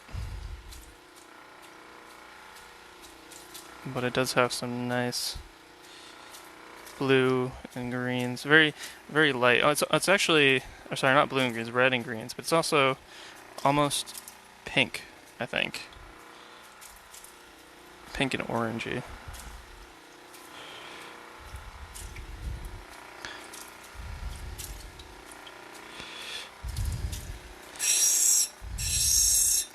But I definitely hesitated on this one for a little while just because of how I'm going to shape it with the weird kind of way that it already is.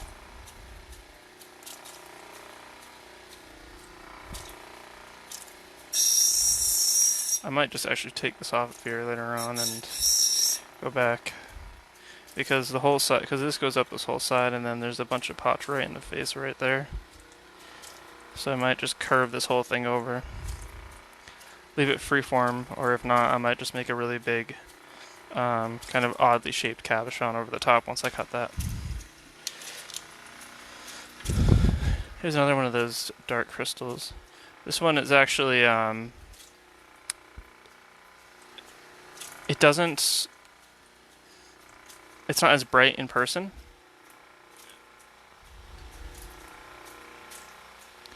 It's because the purple actually in cameras, they tend to look a lot more like blown out almost, if you can see what I mean.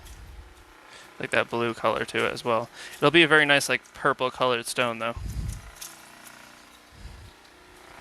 And that red, by the way, was the colored pencil that was on it as well. But for this one, I think I could shape it, but I think I don't really want to risk all that the color in there, since there's color all over this whole thing. Maybe I'll just round this side off a bit.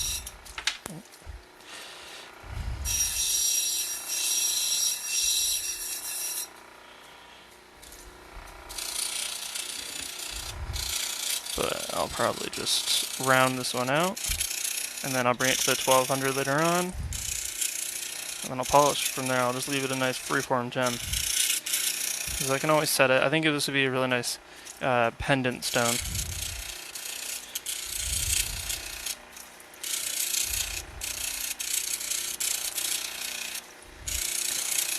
And this is the same kind of stone actually that once you cut it, once you polish it, it gets a lot brighter, even than just putting it in the water as well, because of that clearness it has to it.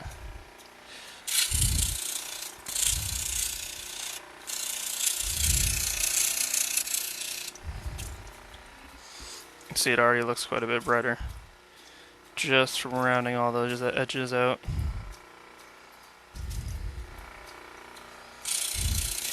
And also, if you could look closely, which is it's kind of hard to see in here, but what I had to do earlier was sometimes there's like this like you see this gray or this black potch.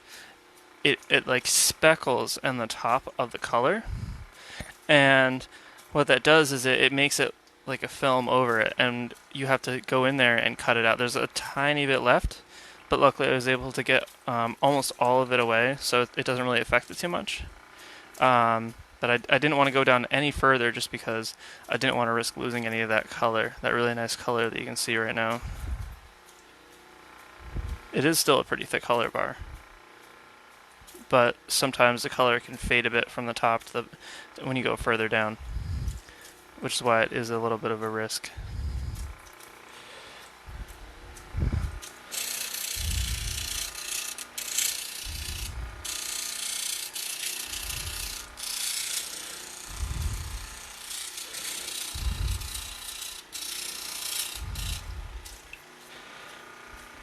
Alright. This one a lot of people actually found pretty interesting. Just because other people wanted me to, I think I'll actually leave this one with the sand that's in it, because it'll cut away a lot of it anyways if I do. And a lot of people said that it actually looked like a turtle shell.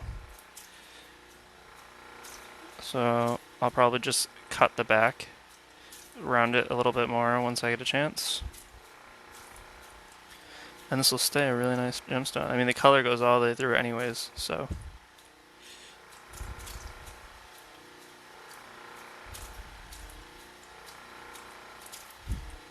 Yeah. See, there's even some black potch right in there. It's almost like it changes color going right inside.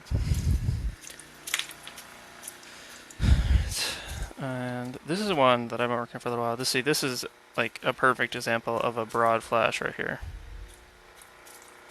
See how it just goes straight over the stone in one direction. It's a very nice like neon green, and there's actually some purple right over here too.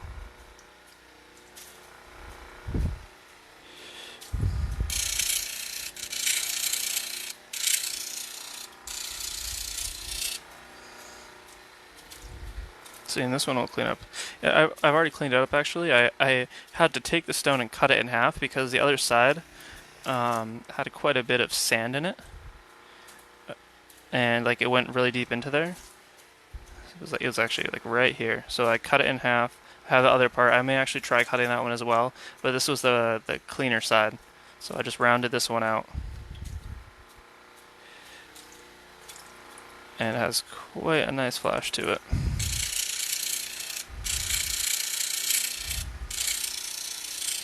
But I'm probably going to leave this one freeform as well, just because there isn't really a shape that I can do that won't take a bunch of the stone away.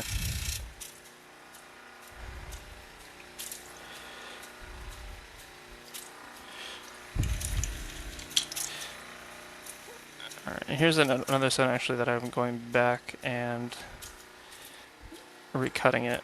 See, what I couldn't decide was if I should go a little bit further into it, just because there is a little bit right on the top. There's a little bit of sand, or we'll call it sand, that's in it. Doesn't affect it too much, but some people dislike that in the gemstones. But I can take my light and I can take a look, and I can see how deep it goes into it. It's hard to tell from there, but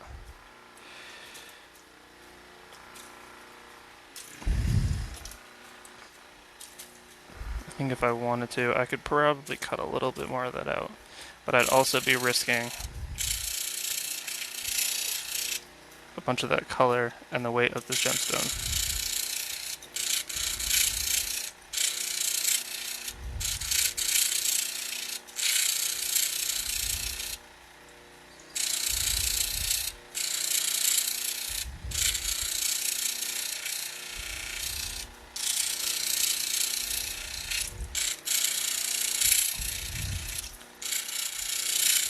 One thing I did want to do though is actually round it a bit more, since I had originally left this one with quite a flat top to it. But I don't want to do it so much that I end up losing a lot of the gemstone itself. Alright, that looks pretty good to me.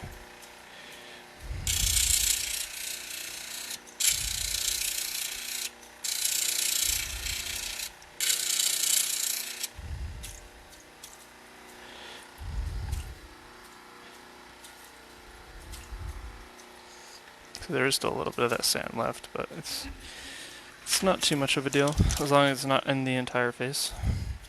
See, this is a stone right here. It's a really pretty gemstone, but there is sand, as you can see. And because the color bar is so thin on this one, see it's only right at the top, I'm not going to attempt to cut any of that out. I think it looks quite nice as it is, and I mean, it sucks that there's those inclusions, but it's fine. It'll still be a really nice gemstone. See, and this is what I would consider similar to that clover pattern, except this has all that orange in it as well.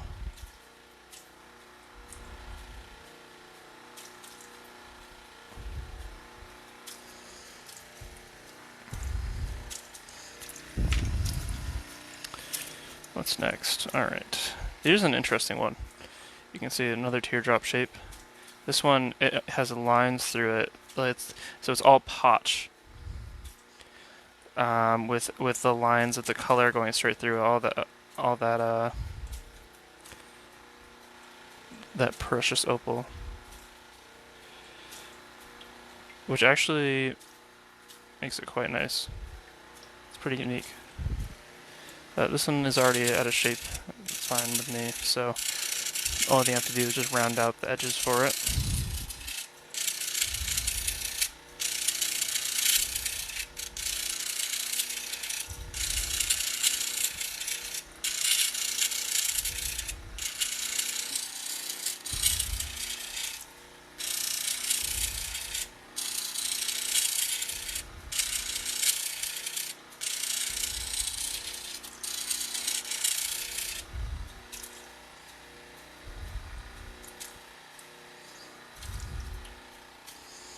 It's quite a nice gem. Definitely look nice once I polish it all up.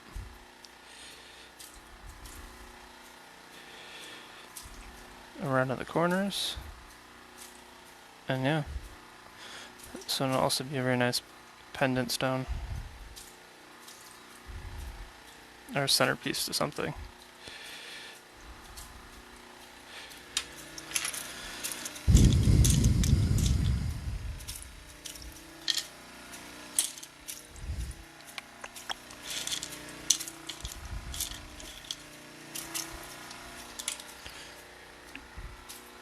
Let's take this one next. Cutting a lot of crescents. Usually I don't cut this many, but I guess the ones that I had ready for today, a lot of them just ended up being more of a crescent shape to them.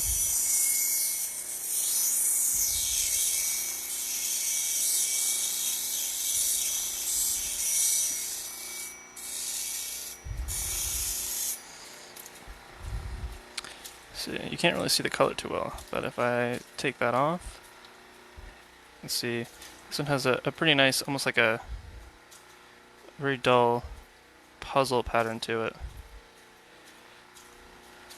It'll get brighter once I cut it more, actually, because I'm on that 300 grit right here. It definitely dulls the color until you bring it to something like the 600 and then the 1200. I'm just going to take these sharp corners off as well.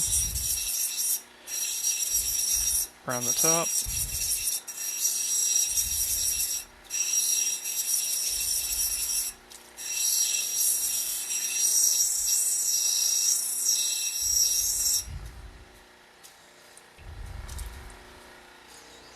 See, it's quite a bit brighter now. Definitely not the brightest gemstone, but it has a very unique pattern to it. You can see it has a little bit of an inclusion right there.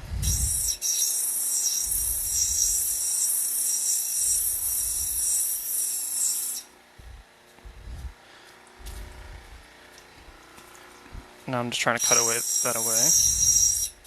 Alright. And now that's gone. See, this isn't a big deal just because once I finish this gem, I'll take it off and I'll clean up the whole back, and that will, it's definitely not deep enough that it'll show up once I round the edges out.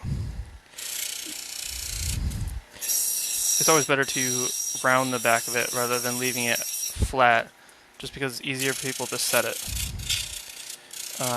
For anyone that's buying it to be put into jewelry or something similar to that.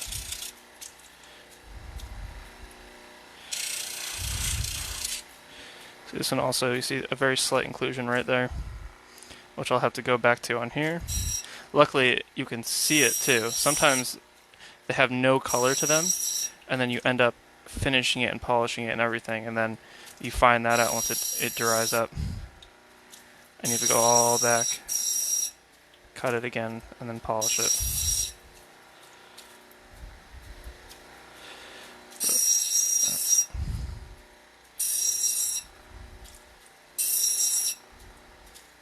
Alright, there we go.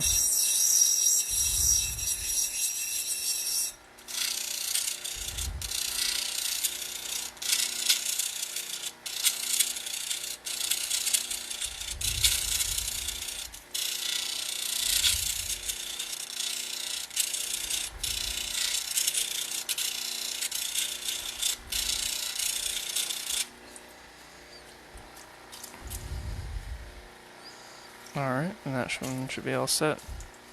I don't really need to focus on it too much just because I am leaving it as more of a freeform gem.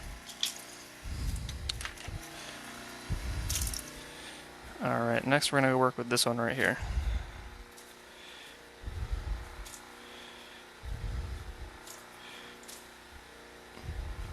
Can't see much yet, but I can see that right below there, there's quite a bit of color.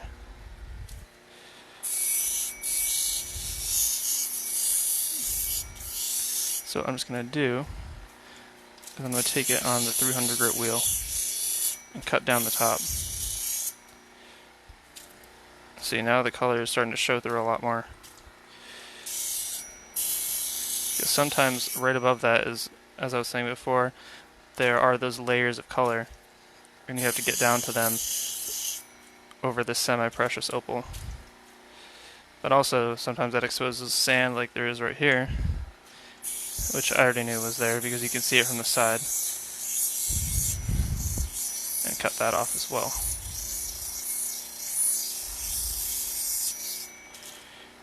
Alright.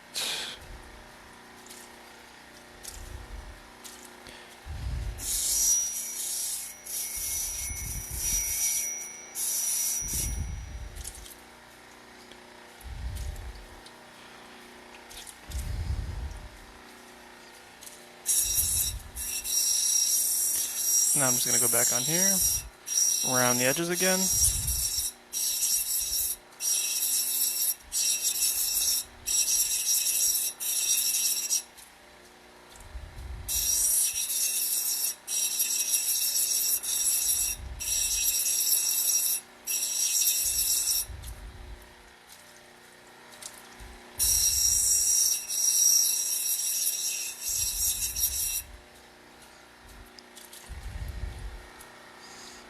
And there we go.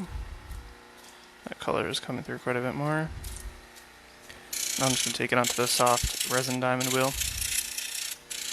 Clean this up.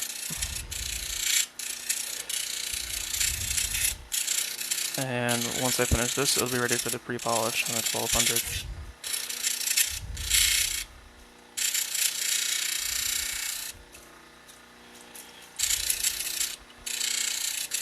That sand spot right in the side might become a bit of an issue, but I'm not going to worry about that now. I'll come back to it if I can tell, or if I can see it at all through it when I'm cutting it or polishing it up. Because sometimes the issue with gemstones that are more translucent or semi-translucent, you can see that little bit of sand peeking out through the top, which you don't want.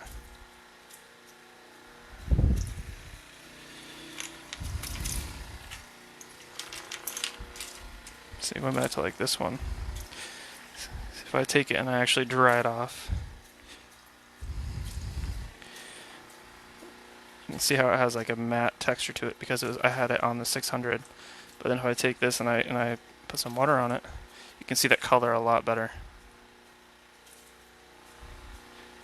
But being able to dry it off also helps you be able to see inclusions that you might not see otherwise.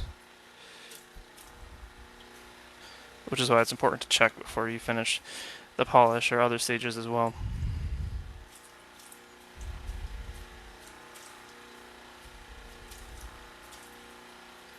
But luckily this one has almost no sand or anything.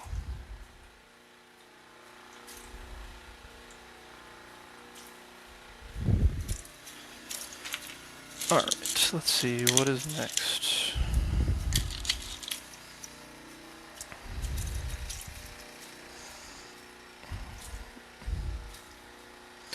So this is a nice piece, but it's also going to be awkward because the color bar runs kind of around. And it's in completely random places. So I'm going to have to try to figure out where the best place to cut it. This side right here has it going around it, so I think I could cut it right here and kind of leave a cabochon.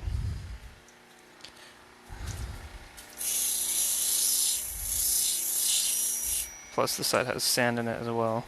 So let's clean that all off.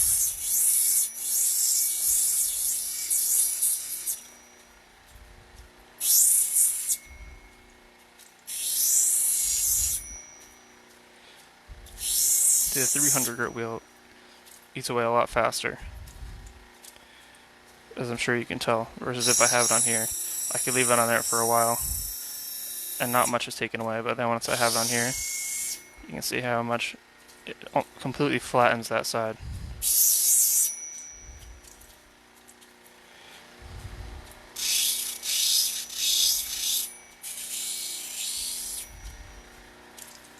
But there is some pretty nice red in there too. I see some red and orange and green. The trick with this is I'm going to have to cut it so that I can get all those different layers exposed. Or at least one of them over the entire top rather than any of that white potch or that white back color that'll cover it up.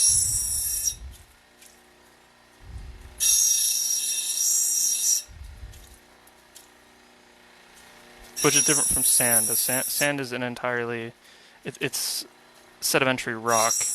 It's not actually opal itself, but the potch or that non-transparent color that's what potch is. It has no color to it, and it will cover up everything else. But in the case of having gemstones that are black, Posh is actually, like that backing color is actually really important because not only is black opal rare, um, but it's also the most expensive form. And when you have that black color on the back of a crystal, it makes it a black opal, and black opals can be worth, I mean, up to like $30,000 a carat. Some even more if you get a really high quality one. Like if you get a Harlequin pattern black opal that's multicolored, it can be more than $10,000 or $15,000 a carat. It's pretty crazy. Crystal opals are the next up. I mean, my personal favorite, like dark crystal opals are pretty too, but crystal opals in general are, they have so much depth to them. They have so much. I mean, you can see multiple different patterns. Same thing with like that, say, having a starry pattern underneath, or like a pinfire pattern, and then above that having a broad flash. It gives it like an aurora look to it, and those are always my favorite. Like it makes it a very complex stone. I mean, that's why opals are so great, like amazing, is because they have so many different patterns. You don't need to facet them to be able to see all that color that's inside of them, but you do have to cut it and figure out where it is. You can't just know where inclusions are like in a regular gemstone, because sometimes where there's no inclusion, there also might be no color.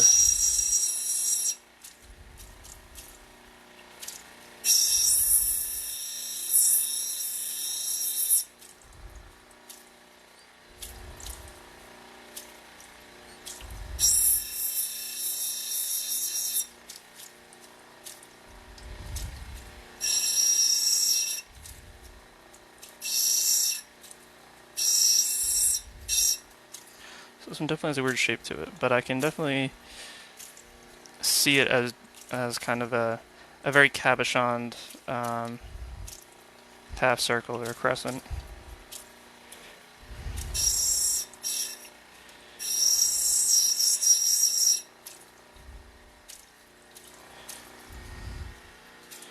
It's probably hard to see that color on screen, but let's see if I can get it to focus. But there is quite a bit of nice red in there. Yeah, there it is.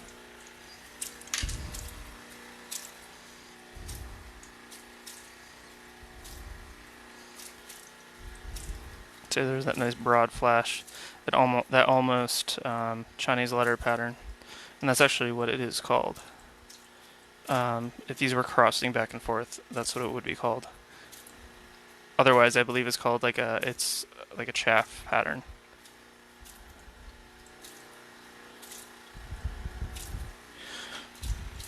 Which happens more in Australian rather than Ethiopian. Ethiopian usually is kind of like I'd say pinfire, or has more pinfire usually. Let's see. This one has some very light color, but nothing too intense. Let's see.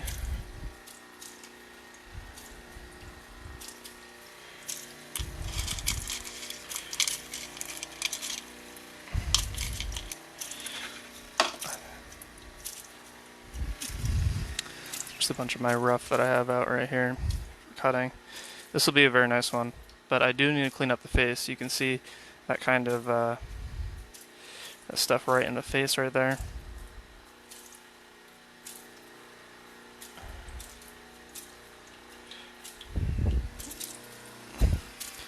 Here, let me clean this up a bit. There we go. That's better.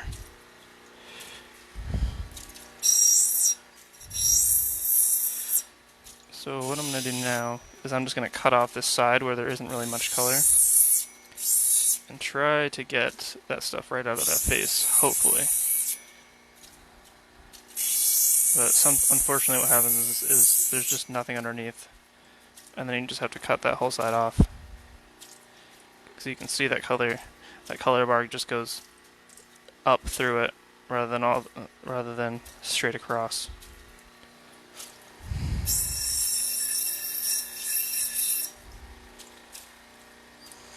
This will be a really nice crystal as well once it's fully cut. As I can tell that this one right here, you can see through it just enough that I would consider it semi-crystal or crystal. And it does have that 3D pattern to it as well. Just a little bit. I mean, that's the only major difference between people say crystal or people say black opal or people say white opal, jelly opal. It's all the same thing. It's just the color inside of that gemstone. If it's clear, if it's black, if it's gray. Not the actual pattern or flash itself. Which is why it's confusing to talk about it with people who don't know much about it. As you can say color and you can say tone and then you can say the flash or the pattern and all those things you're all talking about the color in it, but it's in different places. Like you can say there's color in it, like it's a black opal. Well, doesn't that mean it's black? No. That just means behind the color it's black.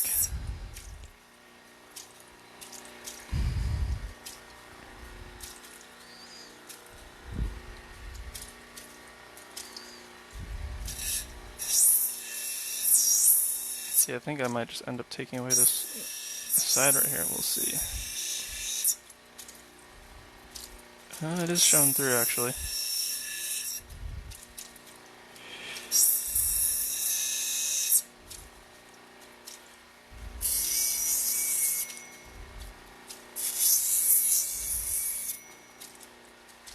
Alright, there we go. I think that's just about as much as I'm going to be able to get off of that.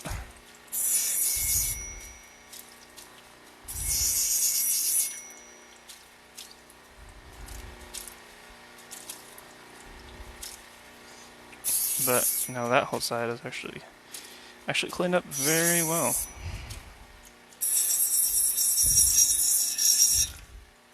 Sometimes that like tan, that yellowish color gets in the way, just because whenever I'm recording or taking pictures of it, you can really see it like right in the face. Even compared to just white potch in the background or that white color, that doesn't really change much. But when it has that like brownish hue, it almost makes the gem look dirty, which is a bit annoying. But this is kind of a thin gemstone, but it has a lot of nice color to it. Like right there. Very, very small pinfires, and it's pretty densely packed in there too.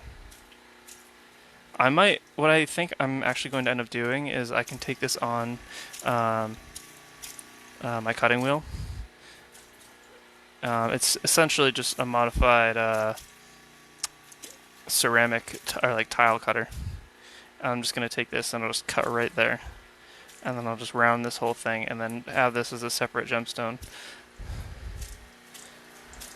Because there's still quite a bit of color right here, but this whole area doesn't have anything.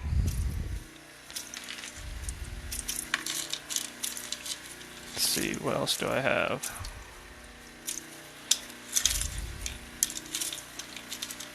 Oh, this is a really pretty one right here. But it also shows, I'll probably have to carve this one a bit or figure out what I'm going to do. Because this is a really pretty gemstone. Let's see. All that color in there. That's hitting in the back. But then if you look, there's actually a big inclusion right here. So what I'll have to do is I'll have to take a Dremel with a diamond bit and cut it right through there. Just get all that sand out, and then I can leave it there, at least for the most part. And it should look alright, because it is a crystal opal, so you won't be able to tell that there's anything there.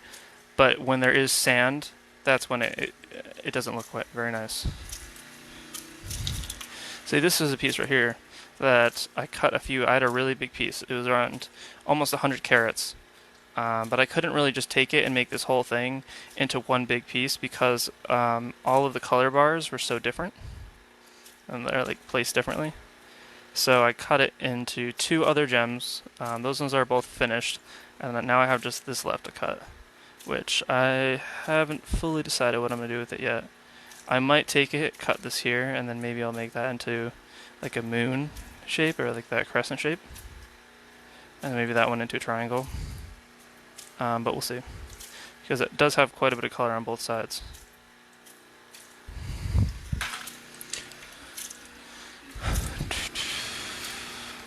But yeah, I think that will just about do it for today. Thanks everyone for tuning into my live stream of cutting these gems. It's definitely fun to show everyone. It's a really interesting process to do, and to show everyone as well. So thank you. Thanks for watching. Thanks for stopping by, and I hope to see you guys soon. I'll have another one of this maybe in a week or so. I'll post it on my page. Thanks. Bye.